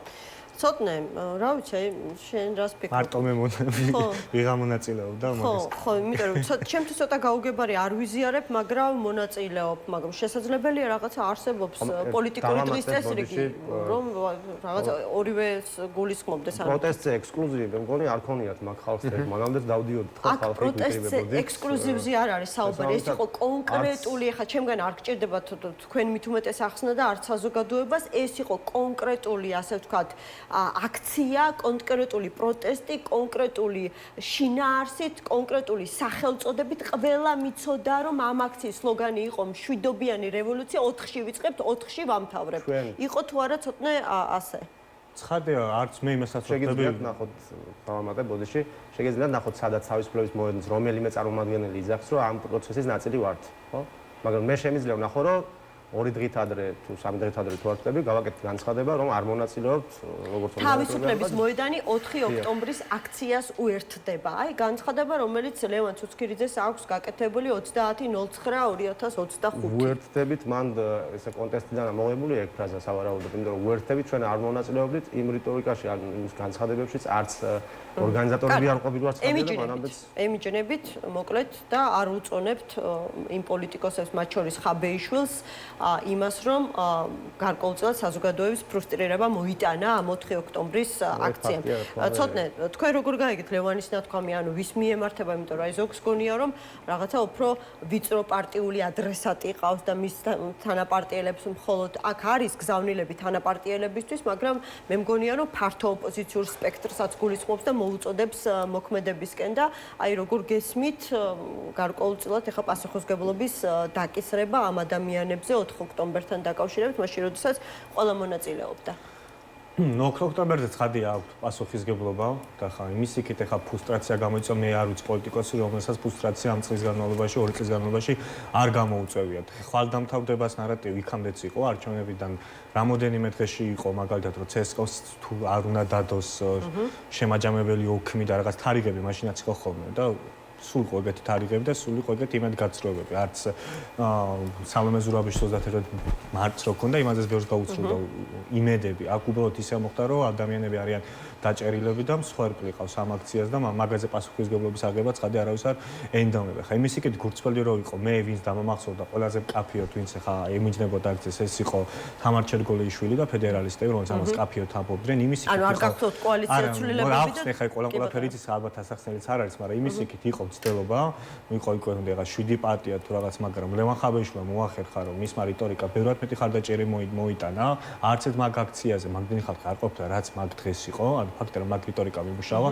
მაგ რიტორიკა მიმუშავა მის პარტიაში სხვა ჯგუფზე რომელიც უფრო მეტად თანამშრომლობდა იმ დანარჩენ პარტიებთან და რაღაცნაირად როცა უკვე ნაციონალურ მოძრაობამ აიღო პასუხისგებლობა რომ მაგ დღეზე არის პასუხისგებელი და მის პარტიაში ჩატარდა კენჭისყრა მაშინ დანარჩენი ეს პარტიები კაფეოდ არ გამიჯროდა და ყველა ვიცოდი რომ ეს პარტიები ყველა სულ გამიჯროდა უბრალოდ მაშინ ლევან ხაბეიშვილმა ყველა საინფორმაციო უბრალოდ გადაფარა და მასთან გამიჯნა ესე კაფეოდ არავის აღარ უნდოდა ვაიდა რამე გამოვიდეს არ დაუჭე ისე ამიტომ მე ყველამ დაიჭირა ისეთი მეტნაკლებად რბილი პოზიცია და 4-ის მერე ერთი კვირა საერთოდ ეთერში არავინ არ მოდიოდა მაშინ ეთქვათ რომ ის ჯოხო ამას ვიმიჯნებოდით მეორე დღესვე ვიყავი ეთერში და იგივეს ამბობდი რასაც წინდღეებს თვითონ იმ პროცესის ნაწილი იყო რა დარიჯანს კუტა რომელიც ახლის წევრი იყო და მურთაზოდელავა ლიდერი იყო აი და თუ ამბობთ მეორე დღესვე ვიყავი ეთერში და იგივეს ამბობდი აქციაზე იმ დღეს კი და მე აქცია ანუ ეხლა რა გამოდის რომ ესეც ორგანიზატორი იყო 4 ოქტომბრის და პასუხისგებლობა უნდა იყოს ანუ აქციაზე ყოფნით ხო ესე არ განისაზღვრება ყოფნაზე არ არის საუბარი თქვენ პირდაპირ განცხადებას საკეთებდით რომ მოერთდებოდით 4 ოქტომბრის არა რას მეუბნებით 4 ოქტომბრის აქცია იყო იმიტომ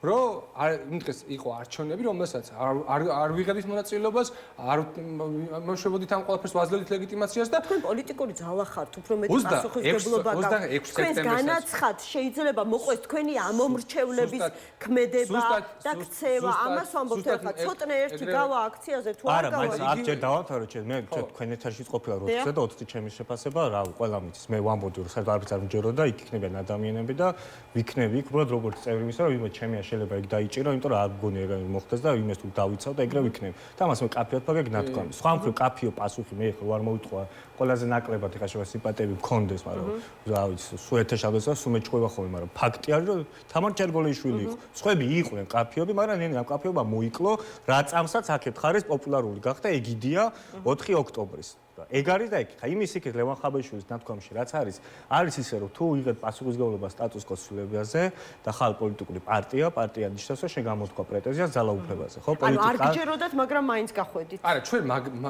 ნახეთ 26 სექტემბერსაც გქონდათ აქცია სწორად თქვა თედომ 15 სექტემბერსაც გქონდა 4 ოქტომბერს ნაცვლად არჩევნებისა მანდ აქციაზე მოვდიოდით და მოუწოდებით ხალხს და ანუ ძალიან ის იყო ეხლა ძალიან გასაგები ჩვენ დავიწყეთ ეხლა ხო ნუ გავარჩევთ 4 ოქტომბრის საქმეს ვინ რის შემდეგ გავიდა ვის სჯეროდა ვის არ სჯეროდა და ასე შემდეგ ანუ ლევან ხაბეიშვილი დღეს რისთვის ის ციხეში ლევან ხაბეიშვილი რაღაცა ქთამი შეთავაზება სპეცრაზების აბსოლუტურად აბსურდული არა პოლიტიკური პატიმარი არის პოლიტიკური პატიმარი არის იმ დროს არ არის რევოლუცია მომხდა რაც არაფერი იყო ორგანიზებული და ეს 60-მდე ადამიანი მათ შორის ჩემი ახლო ნათესავები კახამ ჟავანაძე ბევრი არის დაკავებული არის ეს ხალხი პოლიტიკური პატიმარია გასაგებია მაგრამ ეხა მის მოწოდებას რაც შეეხება ეს გაუგებარი არის და უბრალოდ ეხა რაღაც მართლა როგორ ციხეშია კაცი და ეს როგორ შეიძლება რომ შევეპასუხოთ და იქნაც პასუხს ვერ მივიღებთ ხო ისე მაგრამ გაუგებარი არის რაც ისე როგორც გაუგებარი იყო 4 ოქტომბრამდე რასაც ამბობდა ხო და ეს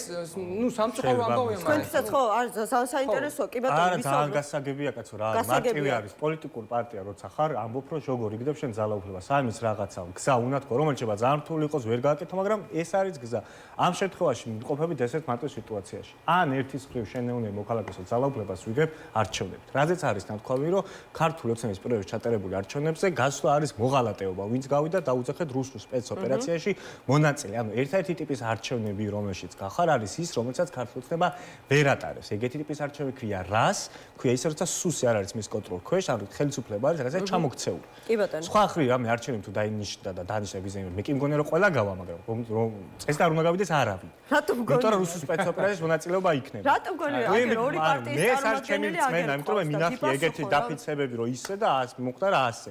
არა აქვს ამას მნიშვნელობა, მაგრამ ყოველ შემთხვევაში სანამ ვიცით რომ არჩევნები თუ დაინიშნა ეს არის რუსული სპეცოპერაცია და იქ გასვლაც დაფიცებული არ გადიხარ, მაშინ შეუნა მოაწყო სიტუაცია ისე, რომ ქართული ოცნება უნდა იყოს დამხობილი, ხო? რომ არ ამართავდეს სულს და მაგასთან მიმართებაში რა წარმოუდგენია და როგორ ხდება თქვა და რუსეთში როგორ ებრძვი თქვა სისტემას და როგორ ამხობ, წარმოუდგენია იმ ადამიანს თქვა რევოლუცია და ძალა და ეგ იყო. ამიტომაც პოპულარული გახდა მისი იდეა ოპოზიციურ განწყობილ ხალხში, ხო? და შესაბამისად ამ პასუხისმგებლობას იღებს და ჩვენ რაღაცად მივდივართ იქითკენ, რომ ჩვენი მოქმედება ნიშნავს, რომ ან ვემზადებით რაღაც რევოლუციისთვის, ან ვემზადები არჩევნებისთვის. თუ არც ერთისთვის არ არის, შენ ხარ როგორც NGO, რომ მე ვაკეთებ ხალხში აზრისა და იდეების გავრცელებას და ცვლილებას. ამიტომაც არის პოლიტიკური კრიზისი ენოში, რაც ახლა იმყოფება, არის რომ პოლიტიკის და პოლიტიკოსის არსი რა არის ეს დაკარგული. მე არ ვამბობ, რომ ეს ჩვენი ბრალი ან ძალიან ცუდი სიტუაცია, როცა პინაზე დაიდება ყველაფერი, მე ხდება ესეთი რამე. 4-ში წააგო არჩევნების იდეამაც, როგორი ტიპი თუ არჩევნებს რო იქამდე გელაპარაკო, რომ ნორმალური არჩევნები იყოს, მაგრამ გავალთო. მოღალატეობად მიჩნევდა, თქვენ რო კითხვას დასვავდით, ბიზნეს მოსყიდული ხარ ხარ, გეტყოდენ, რომ ქოცური თამაშია, ყველაფერი სწორად ვიდი, ჩვენ ვიმარჯვებთ ამას ამბობდა 7 პარტიის ლიდერი მაშინ სალომე ზურაბაშვილი, ჩვენ ძლიერდებთ და ისინი სუსტდებიან. ეს იყო თავარი ნარატივი, ესე რომ გაგრძელდეს მივალ გამარჯვებამდე. არა საჭირო ეს რამე ცვლილებებს და მოვედით ახლა ამ სიტუაციამდე, როცა მოკვდა არჩევნების იდეა და მოკვდა დღეს დავიწყებ და საღამოსვე დავამთავრებ. და რა არის რაც არის ცოცხალი, ეს უნდა გამოიკეთოს და ჩემი აზრით არ გამოკვეთილა. ნახე, არჩევნების იდეა რომ მოკვდა, ეს ვისი ბრალი არის. ყველასი ვინც არჩევნებამდე ამბობს, არჩევნებს აზრი არ აქვს, ბოლოს კამპანიაში იწყებს, რომ არჩევნებს აზრი აქვს, მიულოცავს ზოგადად. არა, შენ 4 ოქტომბრის არჩევნებში მონაწილეობა რატო არ მიიღე? შენ ხო რაღაც შენ ხო წნერს ხო ანუ არ მინდოდა ხო არ გავედი იმ შენ თუ თვიდი რომ ეს არჩევნები იყო და მიუხედავად ისა რაც არ უნდა მოხდა იყო თქვა და არ გავდიოდი და არა ის რომ თქვა ფული არ იყო ან რაღაც არ იყო და მაგის მე მორალური ის არ დამიწესებია მე რატო გახვედი არა არა როგორ არა რუსულ სპეცოპერაციაში მონაწილეობა დაუწყო აი რა რუსულ სპეცოპერაცია რა შუაში არის პრაგმატულად აუში ეგ იყო რასაც საუბრობ არ ვიცი ხა რუსულ სპეცოპერაციას დაუძახებ თუ რაღაც ყველას იმიტომ რომ ფული ანუ პრაგმატულად შეცვალა ყველა შაბეჭდო მაშინ ეგ კაფიო იყო რომ ლელოსი გასვლა იყო მონათლული იმ პარტიებისადმი რომლებიც არ გავიძეს ბოიკოტში გავიდა როგორც რუსულ სპეცოპერაციაში მონაწილეობა ნახე მაგას მე მაგას ეგრე ვაფასებდი ერთ აბრა დაფასებდი რაში რა ვიცი რომ არჩევნებზე თუ გადიხარ უნდა დაიწყო კამპანია მანამდე და არ უნდა მოკლა არჩევნების იდეა არჩევნების იდეა თუ ყოველი გაზრი აღარ აქვს უბრალოდ გადიხარ და შეინარჩუნო პარტიული სტრუქტურა და ეგრე შეიძლება გაკეთოს დიდმა პარტიებსაც პარტიული სტრუქტურა და ვიღაცას ხელფასი ქონდეს მაგ ტყუილი რაც იყო მაგ ნარატივში გამსწრელების მაგას არ გეუბნებოდი და თბილის გამოვგლეჯავ ჩანდა კომიკურად თორე თავისთავად არჩევნებში მონაწილეობაზე ეგ განცდავ იყოს და არის თქვენ ფიქრობთ რომ მოკვდა პოლიტიკური პროცესი არც რევოლუცია აღარც რევოლუციის რესურსი დარჩა და პროტესტის გაძლიერების და არჩევნების იდეაც რეალურად რაღაცა მინაუდა. თქვენ დღეს გულისხმობთ მოკვდა პროცესი თუ იმ კონტექსტში არჩევნებამდე დღეს რას არსებულ ვითარებაში, ხო, ამ სიტუაციაში, ხო. დღეს ხვალ ზეგ, რა ვიცი, უახლოეს პერსპექტივაში. დღევანდელი ვითარება არის იმ პროცესების, წინარე პროცესების გამოძახილი, რომელზეც ვისაუბრეთ, თუმცა ჩვენთვის თავის პროექტის მოედნისთვის პოლიტიკური პროცესი მკვდარი არ არის ნამდვილად, დავდივართ რეგიონებშიც მათ შორის, მონაწილეობთ პროტესტშიც 8 თებერვალს გვაქვს სამოქალაქო ყრილობა ასამბლეასთან თანაორგანიზატორები ვართ ჩვენც მათ შორის ნელ-ნელა ძლიერდებით რაც შეიძლება რაც უფრო ესე ვთქვათ რეგიონებთან გვაქვს კონტაქტი სხვა პოლიტიკურ ჯგუფებთანაც ესე ვთქვათ ღია კომუნიკაცია ჩვენ გვჯერა ზოგადად რომ პირდაპირი დემოკრატია არის მნიშვნელოვანი სახალხო დემოკრატია და საჯაროობა მიგვაჩნია თავარ ესე ვთქვათ ამბად ამისთვის რომ პოლიტიკური პროცესი განახლდეს და მათ შორის დებატებზეც გვექნება შესაძლებლობა რომ ვისაუბროთ პოლიტიკური პროცესი ვინ უნდა გააცოცხლოს ხო პოლიტიკურმა ლიდერებმა მათ შორის პოლიტიკურმა ჯგუფებმა თუ შენ ერთ დღეზე მათ შორის 4 ოქტომბერის ხო დებ ყველანაირ ფსონს გაგავიდეთ იმის შედეგი რაღაც პერიოდი რა თქმა უნდა დღევანდელი სიტუაციას მათ შორის დებატებში აპირებთ პოლიტიკურ დებატებში მონაწილეობას თავისუფლების მოედანი? დიახ, ვაპირებთ ყოველდღე იმ შემთხვევაში თუ ეს იქნება, რა თქმა უნდა, პირდაპირ ეთერის პირდაპირ ეთერი რაც ნახეთ. ასევე იქნება იმ საკითხებზე მათ შორის, რომელიც საზოგადოებას აინტერესებს და არა იმ საკითხებზე, რომელიც უშუალოდ არ მიგაჩნიათ, რომ ეს არის ქართული ოცნების წისქვილზე წყალის დასხმა, ლეგიტიმაციის მიცემა, აი არალეგიტიმური ხელისუფლების ნორმალიზება, რაც მესმის, იმიტომ რომ ვიცი განსხვავებული მოსაზრება აქვს კოალიციას ცვლილებს, იქნებ თქვენ შეიცვალეთ დებატებთან დაკავშირებით პოზიცია და დებატებს სიამოვნებით ყოველთვის უბრალოდ თქვენ თუ რუსთავი ორზე რაც იყო იმას გულისხმობთ როგორც დებატს ის ხოგან იყო კიდევ სადმე? ხო, არ იყო და არც ის არ იყო რაც რუსთავი ორზე იყო, მაგაში არის პრობლემა. ეგ რანაირი დებატი იყო, ან რა ფორმატი იყო? რა პირობები გაქვთ თქვენ? არა, ნუ ელემენტარული ხა იქ რაღაცა შალვა პაპუაშვილი რო სოზარ სუპარს ეკამათება, თუმე სხვა პარტიასო წარმოადგენენ ხა ესეთი და წამყვანი რო სხვადასხვა კითხვებს და ნინო ჩხობაძესაც ხო, წამყვანი სხვადასხვა კითხვებს უსვევენ. ის იყო ხა იქ ნეიტრალური საქართველოს იყო ეს ნინო ჩხობაძეც. ხო, ნახეთ ანუ თქვენ ვისთან შეხვალთ დებატებში კონკრეტულად მითხარით და ხედოს უნდა დაუბრუნდე არ ვაცადეს ქართული ოცნებასთან, ქართული ოცნების ჩინოვნიკებთან, რომელსაც ამ შემთხვევაში მიტაცებული აქვს ძალაუფლება, თუ კი იქნება ადეკვატური სივრცე იმისთვის, რომ შესაძლებელი იყოს რეალური დებატი, ყველა არხზე და ყველა სივრცე, თუ იქნებით 2-2-ზე, ადეკვატური უნდა იყოს. ნახეთ, ეგეც ხა წინასწარ ის რაც არის, რომ ვითომ რაღაცა პარტიები არსებობენ ნეიტრალური საქართველოს და ხალხის ზალა, თურმე ხა დებატება ქართულ ოცნებას და იქ იაგოცან ვიღაცა კიდე სხვაც ზის, ხა ეგ არ არის, არც დებატის ფორმატია და არც იმ მიზანს ემსახურება, რაც დებატს უნდა კონდეს, თორე ხა განა პირიქით თვითონ გაქრენ საჯარო სივრციდან, თორე დებატი ნეტაკი იჯდეს მეორე მხარეს და გველაპარაკებოდეს. უბრალოდ ხო ანუ სპექტაკლი არ უნდა იყოს ეს ყველაფერი და ჯერჯერობით ისე ჩანს, რომ სპექტაკლის ფორმირება ხდება და თუ ამას ადეკვატურ ფორმას მიცემენ სიამოვნებით. თედო, გაქვთ უკვე კონკრეტულად შეთავაზება მიღებული და ჩვენ ღიად დავაფიქსიროთ, რომ დებატები თუ იქნება ქართული ოცნების ჩვენ არც ყოფილი ვართ ჩაკეტილი დებატებისთვის არასდროს ნებისმიერ პოლიტიკურ ჯგუფთან თulis რომ დებატები არის საშუალება იმისთვის, რომ პოლიტიკური ნდობა მოიპოვა. საქართველოსნაირ ქვეყანაში თუ ტრადიციულ მედიასთან, განსაკუთრებით იმ მედიებში, რომელსაც პროპაგანდის ქვეშ ყავთ მოსახლეობის საკმაოდ დიდი ნაწილი მოქცეული, როგორ უნდა გახვიდე იმ ადამიანებამდე, იმ ადამიანები როგორ უნდა დაარწმუნო, ხო? ის ადამიანები ხა არ დადიან Facebook-ზე, არ შედიან და რაღაც ცალკეული პოლიტიკოსების პოსტებს არ ათვალიერებენ, ხო?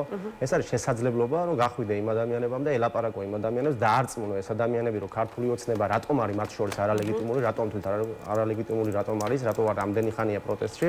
ეს ძალიან მარტივი რამ არის ზოგადად ქართულ ოცნებას მოუწევს კონკრეტულ რაღაცებზე კითხვების გაცემა, ხო? იქ არ იქნება ზოგადი საუბარი რაღაცა დებატების დროს, რომ და მათი როგორც ქართულ ოცნებას სულ სინამდვილეში ამ დებატებისგან მიიღოს, მაგრამ ესეთ ფუფუნება ვერ ექნება, რომ მათი პრეზენტაციები ატარონ, ხო? ძალიან კონკრეტული რამ. მაგალითად, ქართულ ოცნებამ დაარღვია კონსტიტუციის მე-4 მუხლი, გავიდა სამართლებრივი სახელმწიფოს ჩარჩოებიდან, დაარღვია მე-6 მუხლი, ახლა სუსი შედის სუპერმარკეტებში და ეკონომიკური თავისუფლებას რაც გულისხმობს ეს მუხლი, დაარღვია 27 მუხლი კონსტიტუციის, რომელიც უმაღლესი საგანმანათლებლო დაწესებულების აკადემიური თავისუფლებასა და ავტონომიურობას გულისხმობს, ხო?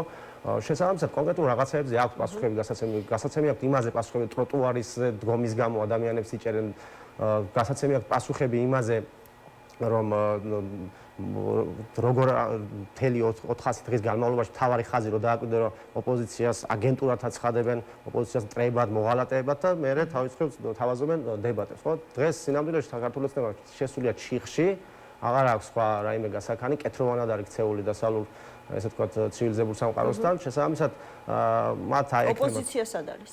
როგორ? თუ ხელისუფლება არის ჩიხში შესული, ოპოზიცია სად არის? აი, ხო სულ მესმის ხოლმე, რომ ეხა რაღაცა ძალიან მნიშვნელოვანი ეტაპია, ერთნი საუბრობენ ოპოზიციურ ერთობაზე, თქვენ აგერ 8-ში დიდი ფორუმისთვის ემზადებით, დებატებს განიხილავთ. ცოტნე კიდევ თქვა, რომ პოლიტიკური პროცესი მოკვდავა, ამაზე ცოტა მოგვიანებით, ამ ყველაფრის შემდეგ კიდევ ასე ფიქრობთ თუ არა. ოპოზიცია რა ეტაპზე ახლა ოპოზიცია? დებატები მაგას არ გამორიცხავს, ერთი მეორეს არ გამორიცხავს, ჩვენ არ ვამბობთ, რომ რაღაცა სხვა პროცესი უნდა შეჩერდეს ამის გამო, ჩვენ გამოვხატოთ კონკრეტულ ჩვენი პარტიის პოზიციას და ვამბობთ, რომ და სად არის ოპოზიცია, ჩვენ სად ვართ, ჩვენ ვართ რეგიონებში ჩავდივართ მათ შორის, ჩვენი მწირი რესურსების გათვალისწინებით მათ შორის. რა თქმა უნდა, ჩვენ ანუ არ ეპატიჟებით ამ ფორუმზე სხვა პარტიებს, არ განიხილავთ მათთან ერთად რაღაცა ერთობაში ყოფნას. სხვა დაინტერესებული ესე ვთქვათ პოლიტიკურ ჯგუფებთანაც, არამედ ღია შეთავაზება ჰქონდა სამოქალაქო საზოგადოებების წარმომადგენლებთან, ასევე ექსპერტულ ჯგუფებთან და სხვებთან, ხო? ვისაც აქვს იმის სურვილი, რომ იცი რა, ეხლა ვიღაცაებს მათ შორის ზეგან სხვა პოლიტიკური პარტიები, მათ შორის ნაციონალური მოძრაობა ახსენეთ, იმათ ერთიანობა ესმით, თუ სათავეში არიან ლიდერშიპში თვითონ და ჩვენ გვესმის ერთიანობა პოლიტიკური ძალაუფლება უნდა დანაწილდეს საბოლოო ჯამში. ქართული ოცნებასთან პრეტენზია რა გვაქვს, ხო? ქართული ოცნებას მიაჩნია, რომ ხელისუფლება დანაწილებული არ უნდა იყოს ერთ კოლბაში, უნდა იყოს ძალაუფლება კონცენტრირებული. ამას ვეწინააღმდეგებით, ხო? და თუ ერთს მეორე კოლბით ჩაანაცვლებთ, ანუ ამ შემთხვევაში გულისხმობ და ამას ეს ვნახეთ ჩვენ ნანახვა 20-20-ის არჩევნებში, 20-24-ის არჩევნებში, ხო? ეს ორპოლუსიანობა უნდა მოკვდეს, იმიტომ რომ გაქრეს, იმიტომ რომ ორპოლუსიანობა არის მთავარი წყარო, იმ უშრეთი წყარო იმ ჭაობისა, რომელშიც დღეს ვართ მათ შორის. ჩვენ უნდა შევთავაზოთ ალტერნატივა მათ შორის საზოგადოებას, არა ორპოლუსიანებს, არამედ არჩევანის თავისუფლება, არჩევანის გაკეთების შესაძლებლობა. ხო, შორის ალტერნატივა კი, მესმის. მოქალაქეებს და დებატები ჩვენთვის არის ეს ვთქვათ შესაძლებლობა და საშუალება იმისა, რომ გავიდეთ ქართული ოცნების ამორჩეველზე მათ შორის, ვინც დღე და ღამე 24 საათი მაგალითად პოზიტივის უყურებს, იმედს უყურებს, იმ ადამიანებთან უნდა გავიდეთ, ხო? და სხვანაირად ესე ვთქვათ ხმას ვერ მივაწვევთ. კარგი, ცოტნე მოკლედ გითხავთ, აი რას ფიქრობთ აი ამ პოლიტიკურ პოზიციაზე, რაც მოვისმინეთ დებატებთან დაკავშირებით, დაგეგმილ ფორუმზე, იმაზე რომ ორპოლუსიანობა უნდა დამთავრდეს, რომ უნდა შეიქმნას პოლიტიკური ალტერნატივა. უცნაურია, იმიტომ რომ პირველად მესმის ახლა ეს მკაფიოდ და კარგია, თავისუფლების მოედანმა ახლა ეს გამაგებინა, იმიტომ რომ პირიქით იყო საუბარი ორი პოლუსია და სხვა კიდე პოლუსები თვალთმაქცობაა და ერთიანობა და ამაზე საუბარი მიმდინარეობდა. არსებობდა 7 და 8 პარტია, რომელიც ერთად იყვნენ და ეს იყო რაღაც ერთი ჯგუფი და დღეს ახლა თან მის ფონზე როცა მიხეილ სააკაშვილმა რაღაც გაყიდული ასეალი იმასქნა, კიდევ უფრო ახლა მესმის გასაგებია, ესე იგი პირიქით არის ცდილობა რომ რაღაც სხვა მესამე პოლუსია. ანუ პრობლემა არის ისიც და ესეც. ცუცქირიძე დადის ტელევიზიებში, ცუცქირიძე გმობს მიშავს ავტორიტარიზმს და აკრიტიკებს ქოცებს. სხვა ჯგუფებსაც გაუჩნდათ ფული, ისინი ყიდულობენ ტელეეთერებს, გმობენ მიშავს ავტორიტარიზმს და კონსტრუქციულად აკრიტიკებენ ქოცებს. ფულის ერთადერთი წყარო საქართველოში ივანიშვილია, ნუ იქნებ იდიოტი, გამოგიყენებს და მოგისვრის. ხო, სასწავლო ბრალდებებია და კიდევ უფრო მეტად კომიკურს ხდის ამ სიტუაციას, იმიტომ რომ ყველა ამბობდა მოკლედ ერთობა იქნება და ერთობა არის და მე რაღაც საერთო სტრატეგია, საერთო ნარატივი და მე ხედავთ იმას, რომ მაგალითად თავი ერთ-ერთ ყველაზე დიდი ოპოზიციური პარტიის ლიდერი გაყიდულად მიმიჩნევს მე, იმიტომ რომ გილაურთან ერთად თქვა კოალიციაცულებაში ვიყავით, ან იმიქამდე კიდე გირჩი რა შეიქმნა, გაყიდულად მიიჩნევს თავისუფლების მოედანს, კიდე კოალიციაში ვინც იყვნენ და რა ვიცი, აქეთ დღეა ლელო, რომელიც უცხო სპეციფიკაში მონაწილეა. და ხა ვიღარის ვინც ერთობა ესეთ ურთიერთბრალდებების მერე, მე ჩემს უბრალოდ ეს ჩანს მოქალაქისთვის რა მოქალაქის განხილვა როგორც და რასაც ვიტყვი საუბარი დამთავრდა წერტილი. ან მოღალატეების ერთობა ვეღებრძვით ბიზნეს და აქ ცოტა უცნაურია რომ მოღალატეს მიცე ხმა თუ ბარემ ბიზნეს მაშინ მანდ უღარ თუ მოქალაქე რა. ეს არის ფაქტი, მაგრამ ამებს არც არ ილაპარაკ. არა თუ დებატები გაჩნდეს ოპოზიციას ახლა ოპოზიციაშიც კი არავის ამაზე ლაპარაკი არ უნდა. ლევან-ხაბეშვილი ის ხო არა პოლიტ საბჭოს თავმჯდომარე არის. ანუ ის პარტიის წარმომადგენელი სხვა სხვა ლაპარაკი მინდა რომ ამის არც განხილვა არ ხდება, არც არაფერი. ისო თქვა ერთობა საუბრობდა მოღალატეს კაცი მეძახის დღესაც კიდე და აგერ თავისუფლების მოედანს.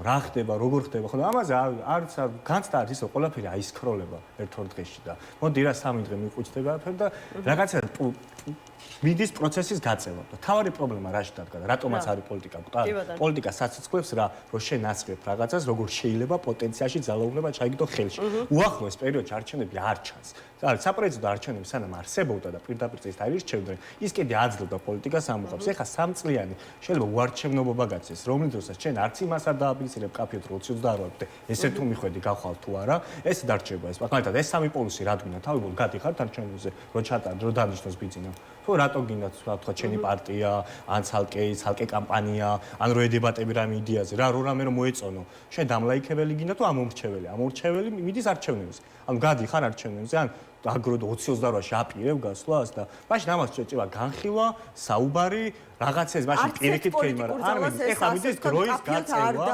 რომ არის რესურსების პრობლემა, რა ხან არჩევნები არის, ინვესტიციაც არიდება ამ საქმეში. და ეს არის ახლა მთავარი პრობლემა არის გადარჩენის პოლიტიკა. ხო, დათოს ვკითხოთ აი ამ დროს ერთმანეთს მოღალატებს არ დაუძახებთ, ეგ არის კარგი. რაც არ უნდა ხამედადოთ, ერთმანეთს ვეჭუბოთ, ყველა ვიცით რომ ამ კაცს უნდა კარგი. თავის ქვეყნისთვისაც, მისთვისაც და ყველაფერს ვარ. მოღალატებს რო იძახის ეს ხალხი. თქვენ ხართ ადრესატი პირველ რიგში მიხეილ სააკაშვილის ამ განცხადების და ძალიან მძიმე არის ბრალდება, ანუ ამ განცხადებით გამოდის რომ თქვენ იღებთ ბიძინა ივანიშვილის ფულს. პირველ რიგში მინდა ვთქვა, რომ თავისუფლების მოედანი, რაც პოლიტიკაში შემოვიდა, ვერ ნახავთ თავისუფლების მოედნის ლიდერებში, ვერც საშუალო რგოლში, ხო, ლიდერების, ხო?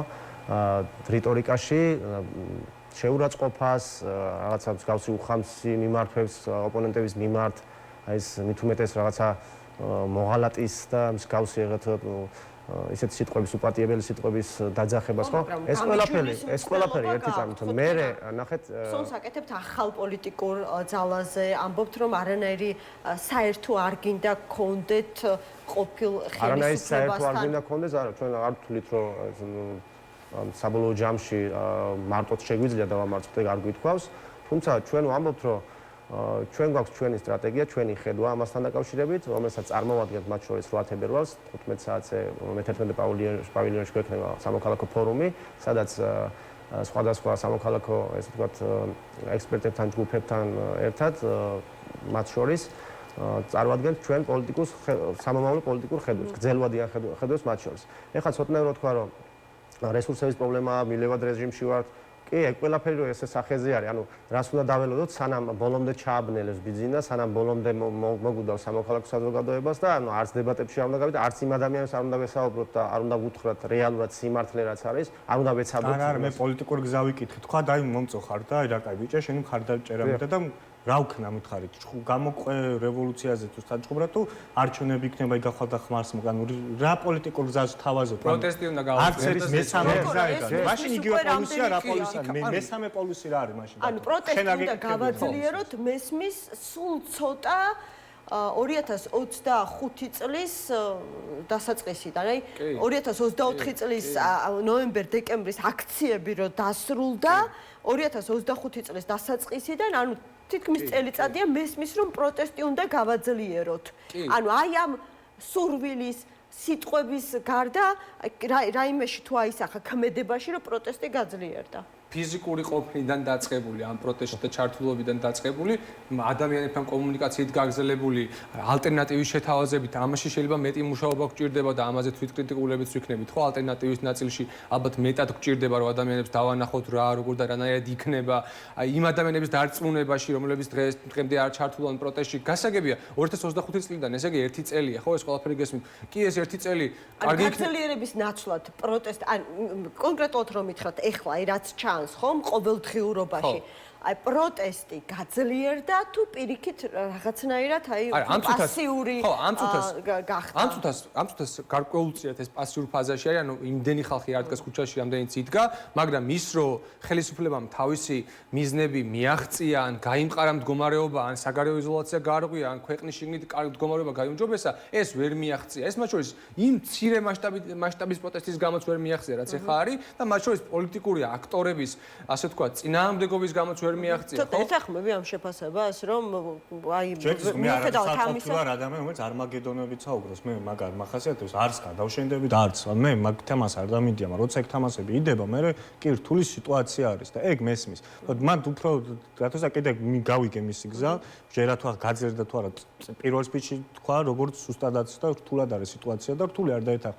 უბრალოდ როცა არის თქვა აი თავისუფლების მოედანთან მაგიტომ მქონდა უფრო ეს კითხვა რაღაც მესამე რაღაც პოლუსიო და მას ხომ უბრალოდ ის ხო არა ჩვენ უბრალოდ გამოირჩევით რომ უფრო კარგად საუბრობთ დავარცხათ ხო არის რომ ჩემი პოლიტიკური გზა მაშინ სხვა არის და ეგ სხვა პოლიტიკური გზა რა არის ეგ ვერ მივხვდი მაგას ჭირდება რაღაც ჩემი ცოტა მეტი სითამა მომწაც არავინ არ ამბობს სინამდვილეში რომ ამ პოლიტიკური კრიზისიდან რო რამე თქვა უსვათ ახო რომ ნახევარი საქართველოსზე მეტი შენზე გადაირია თაბორო სად უპირებ ამას დაყვან ანუ რა ეს გზა არის დაკარგული მე მაგას მაგიტომ მოხდა პოლიტიკა თქვენ დამოუკიდებელი პოლიტიკური გზა და საბოლოო ჯამში გაიყო თუ არა თქვენი გზები ანუ თქვენ ასრულებთ თუ არა იმ მოლაპარაკებებში მონაწილეობას რომელიც შესაძლო ოპოზიციურ ერთობას გვპირდება აი ეს გაგვარკვიეთ რა ამ დეტალებში ყველა საინტერესო იქ რომ გამოხვედით ამ მოლაპარაკებიდან პარტიებიდან და თქვენი პოლიტიკური გზა აირჩიეთ. ხო, მაშინ უცნაურია თქვენ 8-ში ალბათ მონაწილეობას იღებთ ამ ფორუმში. ან როგორ ძალიან მოკლედ ვიტყვი და მე წეგანას ესენი არ გამორიცხავს ერთმანეთს ეს რაღაცები. ანუ ის რომ შენ რაღაცა გაძლიერდე ორგანიზაციულად მეტი ხალხი შემოიერთო და ჩართო შენთან ერთად, ეს არ გამორიცხავს იმას, რომ მეტ შეთანხმებაზე და მეტ რაღაცა ერთობრივ ძალისხმევაზე საუბრობდეთ, მუშაობდეთ და ამას ვაკეთებთ. მართლა არ გამორიცხავს ერთმანეთს და თავისუფლების მოედანთან ისევე ვართ ჩვენ ამ ასე ვთქვათ სამუშაო პროცესში ჩართული როგორც დანარჩენ 7 პარტიასთან, დიდთან თუ პატარასთან და მუშაობთ ამ ყველაფერზე არ გამორიცხავს ეს ერთმანეთს. ეხლა გასაგებია შეიძლება ადამიანებს უფრო ადვილი გასაგებია თუ ერთ პარტიას ყალიბდები. რახან ადვილი გასაგები არ არის, არის დამაბნეველი. ეხლა არის ამის დრო, რომ კიდევ უფრო მეტად დაიბნეს ოპოზიციურად განწყობილი ამ მომრჩეველი და როგორ გაიგოს რომ ისინი დამოუკიდებლად გვაცნო ამ ფორუმზე ხომ მოხდება თქვენი პოლიტიკური მიზნების გაცხადება ხომ და შესაბამისად ამ მომრჩეველმა უნდა გაიგოს რა პოლიტიკურ გზას ირჩევთ. კი ბატონო, უპასუხეთ. ხო, პირველ რიგში უნდა ვთქვათ ის, რომ ყოველთვის მოლოდინები იყო ხოლმე აქამდე ყოველ შემთხვევაში, რომ აი რაღაცა ცოტნე მახსენა, რომ გამბედაობა და ასე შემდეგ, ეს ჩვენ ერთი წელიც არ არის ჯერ რაც პოლიტიკურ გაერთიანებად დავრეგისტრირდით. და მიგვაჩნია რომ ნდობა უნდა გაჩნდეს საზოგადოებასთან გარკვეული ურთიერთობების მერე, ხო? აი დებატი იქნება ეს, შეხვედრები იქნება მოქალაქეებთან, ხო?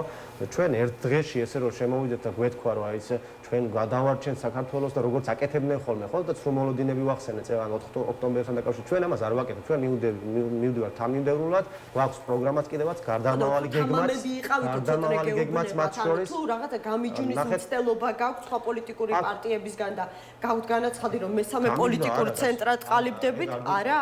ვინმეს ვემიჯნებით. ჩვენი გზა გვაქვს და წეღანას ვთქვი და ეხაც ვიმეორე რომ სხვასთან თანამშრომლობას ეს ჩვენი გზის, ესე ვთქვათ, ესე მკაფიოდ გამოკვეთა და ჩვენი იდენტობის გამოკვეთა არ ნიშნავს იმას, რომ სხვასთან თანამშრომლობას არ ვაპირებთ. ჩვენ კარგად გვესმის ძალიან და ჩვენი ესე ვთქვათ მხარდაჭერის, ესე ვთქვათ, ზომას და წონას გააზრებული გვაქვს და გაცნობიერებული და ზუსტად მაქედან გამომდინარე არ ვართ ის მე ვიტყოდი უპასუხისმგებლო პოლიტიკური გუნდი, რომელიც იტყვის, რომ აი ხვალ ჩვენ დავიწყეთ და დავამთავრებთ. ან ეხა ჩვენ ვართ საქართველოს გადამრჩენელი და ასე შემდეგ. ეს ნდობა უნდა გაჩნდეს მოქალაქეებთან ხშირი საუბრით, შეხვედრებით, მათ შორის დებატებთან ჯდომით, რომ ტყვანვართალის გარჩევით, მათ შორის ნახოს მოქალაქეებმა. ეხა ლამაზი თვალების გამო ბუნებრივია, არავინ ხარს არ დაგვიჭერს, ხო? ან ვისრაფერის ისა თმა აქვს და ასე შემდეგ და ასე შემდეგ. შესაბამისად, ჩვენ ამაზე ვმუშაობთ, გვაქვს გარდამავალი გეგმაც, გვაქვს პროგრამაც, რომელიც დევს ჩვენს გვერდზე. და ამაში ქუჩა იქნება თუ ეს თან ერთად და თან ცალ-ცალკე ცოტნე აი თქვენ პოლიტიკოსი ხართ შეიძლება მე რაღაცები არ მესმის და დამეხმაროთ ამის საქმეში როგორ წარმოგიდგენიათ პირველ რიგში არ მინდა რომ მე მიფიქროს რომ რამეს ვერ პირიქით მომწევს თქო ეგ თქვი მაგიდიაში რომ შენ რაღაც გაზარდო იმიტომ რომ მე თავის თავად ეგ იდეა რომ აქ რაღაცა ერთობა გამარჯვების ფორმულა მე ეგ არასდროს არ მithქვა წარმოუდგენ მგონი ეგ ერთობა გამოდის პირველ რიგში მგონია რომ ტყუილი არის მე ვიცი ეგ ხალხს ერთად რა ურთიერთობა გაგეთ დღესაც გამოჩნდა ეგ გონია შეუძლებელი იმის ფონზე როცა ამაზე საუბარი ხდება და საერთოდ მუშაობენ პოლიტიკური ძალები გაკეთდა რომ არ გაჩერებულაო მუშაობა ისე მიმდინარეობს ყველას აქ ვისაც აქ პარტია იმან იფიქროს საკუთარი პარტიის ხარდაჭერების დაზე ეს არის ლოგიკური მე პირიქით მიკვირს ვისაც პარტია აქვს ამოს რომ პარტიებს აზრი აღარ აქვს და სხვა მას არ დააფუძნოს ახალი როგორ შეიძლება პარტიებს აქვს აზრი მაგრამ ჩვენ უნდა შევქმნათ ერთობა შევთანხმდეთ რაღაცა ეგ ყველაფერი სამდრეში ეგ ყველაფერი რატომღაც მეგონა რომ იყო აქამდე ეგ ყველაფერი მეგონა რომ აი ფრონტი იყო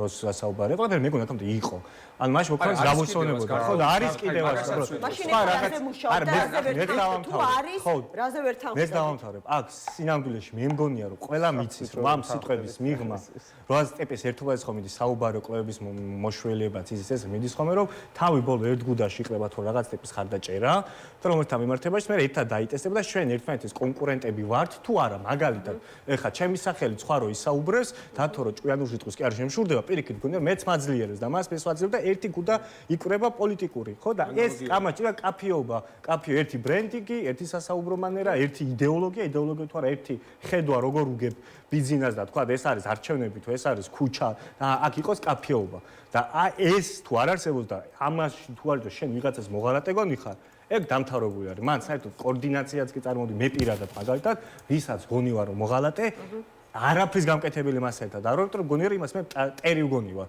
და შეუძლებელია კომენტს ესე შეუძლია მე მევაჭროს ადამიანი რომ მოვეწონები თუ არა დღიდან დღემდე ხან გაყიდული მეძახოს იმ კაცზე, რომელმაც ქუჩაში დახვდა მცემა, რა ვიცი, ყველაფერი რა ვიცი, სასწაულდღეს ჩავაგდო და მე ბრალდებები ესეთი იყოს.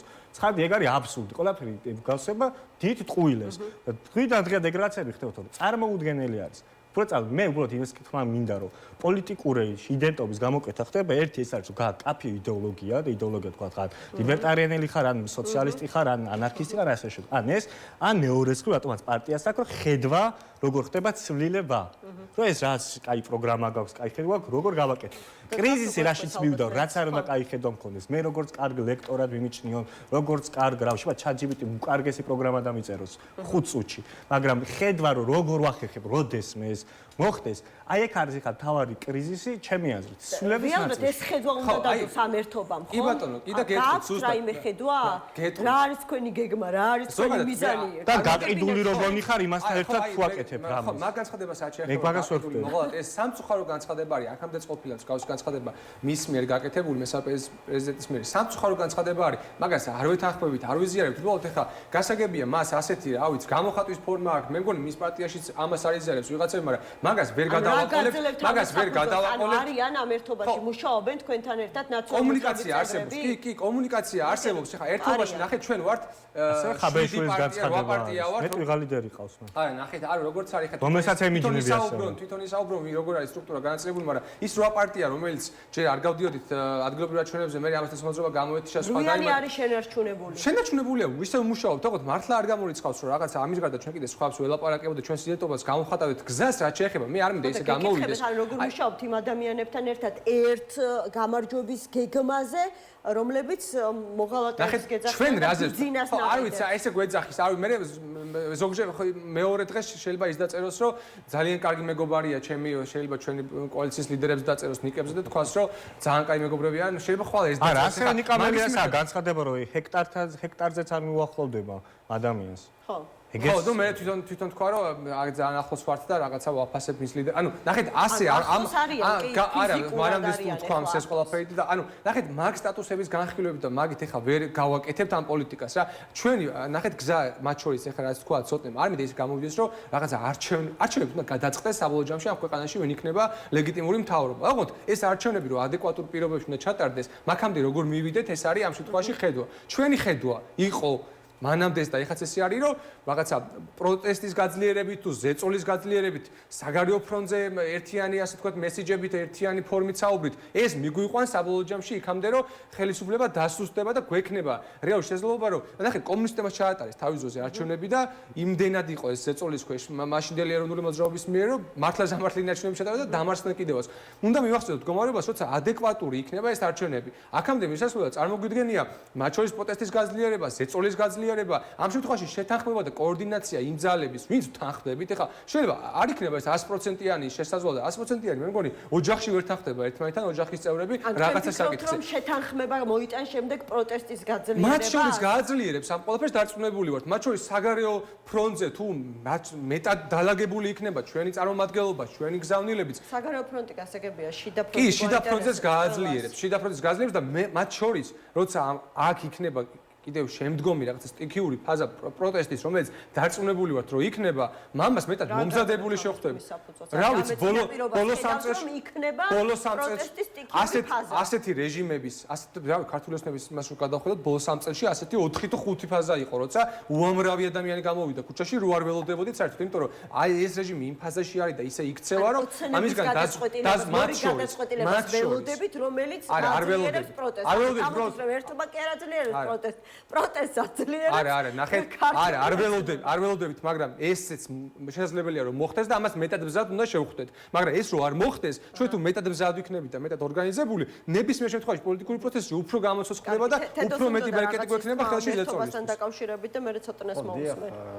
საკვანძო საკითხებზე ჩვენ თანამშრომლობთ და წეღანაც ვქო რომ არ გამორიცხავს ის რომ ჩვენ დღეს წესრიგი გვაქვს და რაღაცებს ვაკეთებთ. ჩვენ გვაქვს გარდამავალი გეგმა მათ შორის გამოვაქვეყნეთ და რას აკეთებთ რომ კითხულობთ ვაკეთებთ იმას რომ გვიწერია დეტალურად სტარტიდან ფინიშამდე თუ რას ვაკეთებთ, როგორ უნდა მოხდეს დადგეს ცვლილებები ამ ქვეყანაში, ხო, როგორ ვარწმუნებთ მათ შორის მოქალაქეებს ცვლილებებში, რა ინსტრუმენტებს ვიყენებთ ამ ყველაფერში.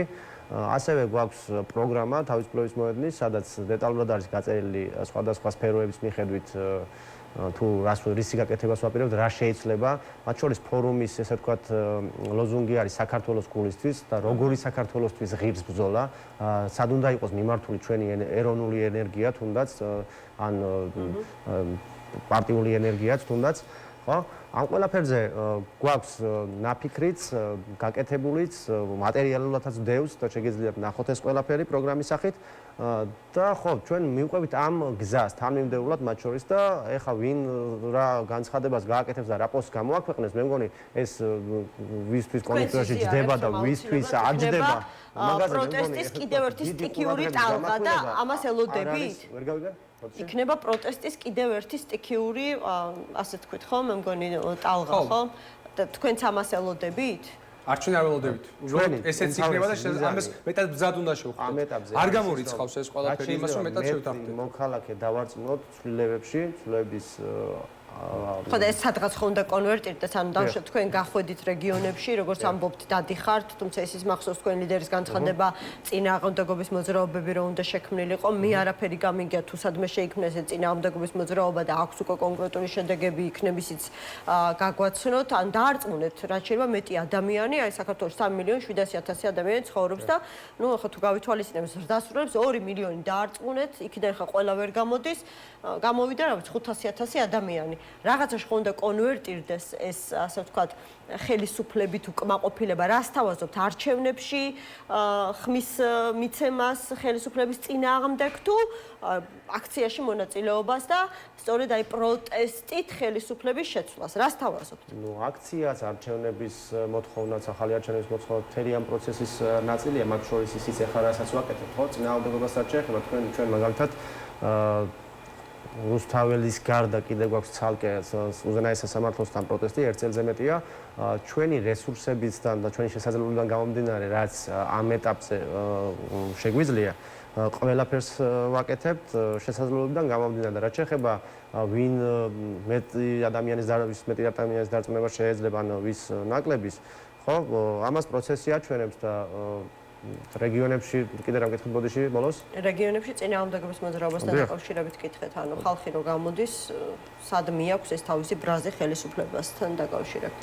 დიახ, მათ შორის ამ ბრაზის კონვერტირებაც უნდა მოხდეს წინააღმდეგობაში, იმიტომ რომ ჩვენ ვახსენეთ წეღან 4 ოქტომბერი მას მერე ფრუსტრირება და ეს მოყვება დღემდე და იმედის მთავარი და პოზიტივის მთავარი პროპაგანდისტული ხაზი არის, რომ აი ოპოზიცია რა დღეშია, აი ნახეთ, აი ვის აი ჩვენ ცუდები ვართ შეიძლება, მაგრამ აი ვის უნდა ვენდოთ, ვის უნდა გადააბაროთ შეხედე რას გავთ და აი სოციოფაშისტური კამპანია მიდის, აი ზოგიერთ ოპოზიციურ წარმომადგენელზე, ვის რა აცვია, ვის როგორი თვალებია გარეგნობას განხილვა იმედის კარდებს რო გადახედოთ, ხო?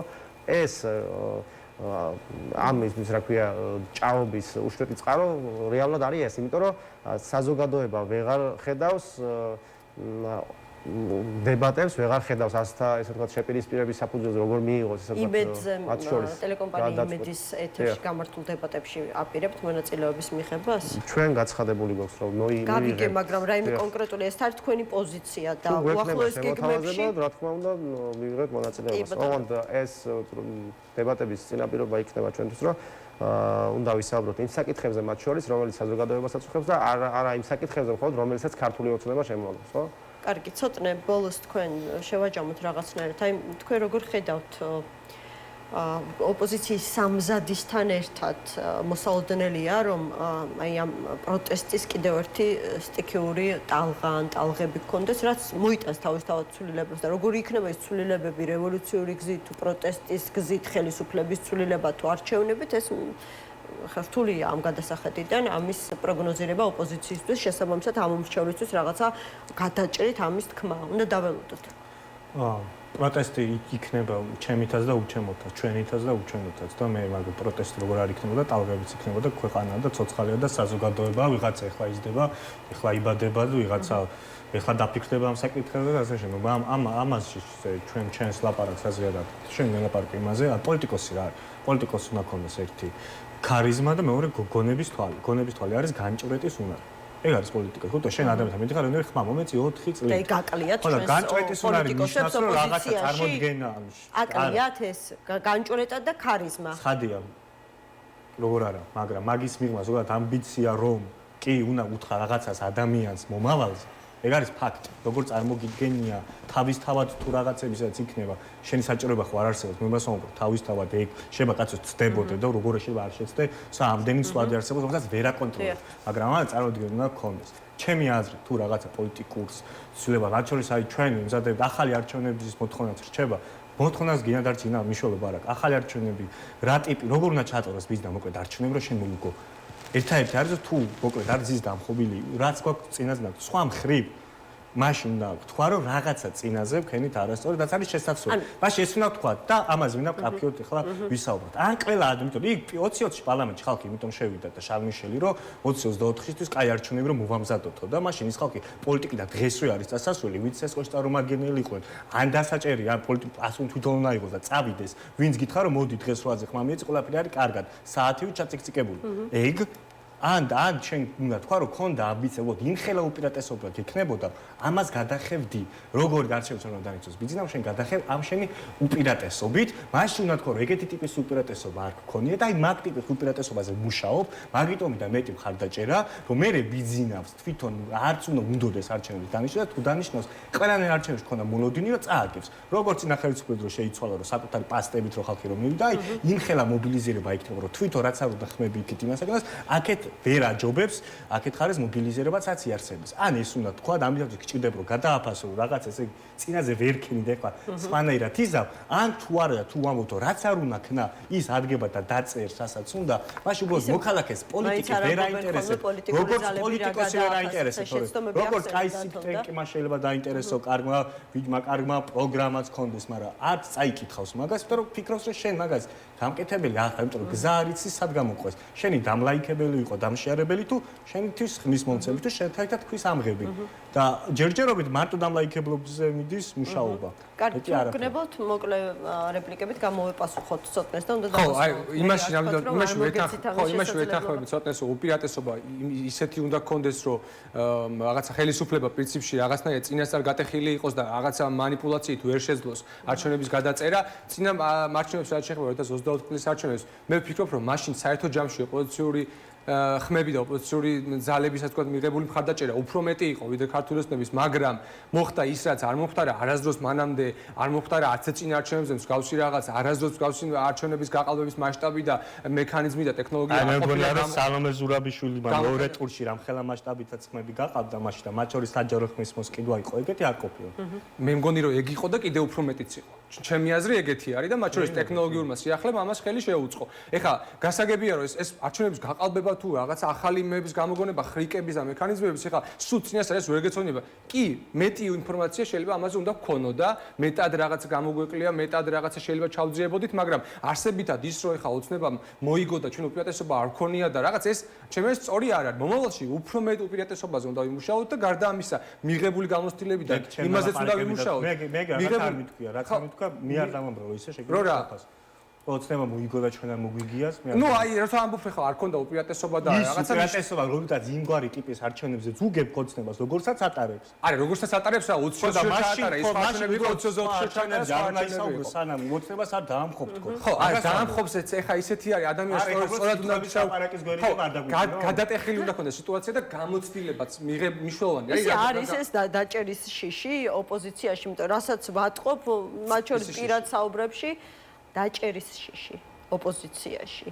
ანუ არის რაღაცნაირად გამეფებული. ხო, პატიმრობის, აბა დაჭერა რითი მთავრდება ხოლმე ხარ. არ მგონია ვიღაცა მოეფეროს თავზე ხელი გადაუსვას და გამოვიშვას. ამ ოპოზიციური პარტიების უმეტესობა პროტესტში ვართ, არც რავით, ნაწილი ციხეშიზის, მათ შორის ნიკამელიას და ეხა ნიკა გვარამიას სხვაებიც და შიში რა, ეხა ეს ადამიანური ფაქტორი არის, რომ არავის არ უნდა დაჭერა, მაგრამ ყოველ შემთხვევაში ამ რისკზე ყველა მივდივართ, მათ შორის აქ ვინძის ეს ადამიანების მაგ რისკზე მივდივართ, მაგრამ რაში ჩანს ეს რისკი? რა ვიცი, ის რომ არ ჩერდები, არ ჩუმდები, ჩართული ხარ ამ ყველაფერში, ყველას რაღაცა ჯარიმები გვაქვს ყოფნის გამო. ხო, ანუ მართლა ტროტუარზე იმის გამო შეიძლება დაგიჭირონ, ანუ ყველა რაღაცა ჩვენ წილ, მას ვაკეთებთ ამ ყველაფერთვის და შიში ხარ რომ ვთქვათ რომ გვინდა რომ დაგუჭირონ თქო, არა, მაგრამ ყოველ შემთხვევაში მაგ რისკზე მივდივართ და ხო, თედოსაც და დავასრულოთ. თედო გსურთ ცოტნეს გამოსპასუხოთ ამ შემთხვევაში. მართლაც კიდევ ერთხელ დავამატებ იმას, რომ დებატებში მონაწილეობაზე, რომ რისთვისაც გვინდა ამისთვის, რომ გავიდეთ ქართული ოცნების ესე ვთქვათ, პროპაგანდის ქვეშ არსებულ ამომრჩეველზე, იმიტომ რომ ეს გვაჩა ძალიან მნიშვნელოვნად, მათ შორის ისაუბრეს მხარდაჭერის გაზრდაზე, წინააღმდეგობის მოძრაობის პროტესტის მხარეს მეტი ადამიანის ჩართვაზე და ამისთვის უმნიშვნელოვანესია ეგ საშუალებად მიგვაჩნია ეგ დებატები მოკლედ შესაბამისად დებატებზე იმას დავამატებ. ხო. ჩემი აზრით, პარტიას, რომელმაც 21-ში მაგალითად კვლევა არსებობს, რომ მესმა 45%-მა დეპუტაციის 10ჯერ ან ნაკლებჯერ ჩართო მიკროფონი, 10%-ს ერთად ერთხელ ჩართო, ან არ ჩაუთია საერთოდ. იმ ხალხთან ლაპარაკზე დაძმაზე უკადაგვა, პირიქით აქეთ უნდა შეუტყდა, სადაც გინდა და რა ფორმატიც გინდა და დაჯდეს აქეთ უნდა მივაწვდეთ. ეგ უნდა იყოს ჩემი რიტორიკა.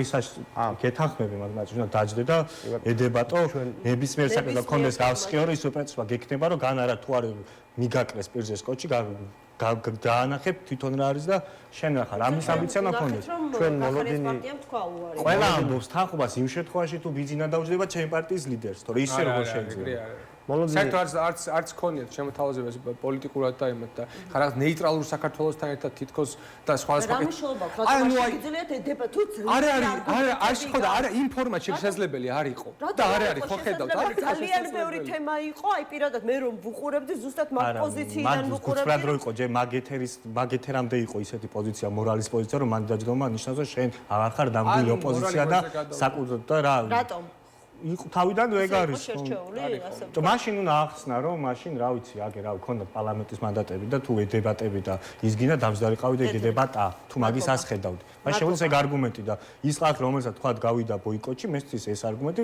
კაფეო და თქვა ახლის პოზიცია მათ გასაგებია მან და არგუმენტებად გამართული მადლობა წოტნე კობერიძე დავით მჟავენაძე თედო თავდგერიძე იყვნენ ჩვენი გადაცემის სტუმრები სულ ეს იყო ამ დროისთვის ორ შაბათამდე გემშვიდობებით დროებით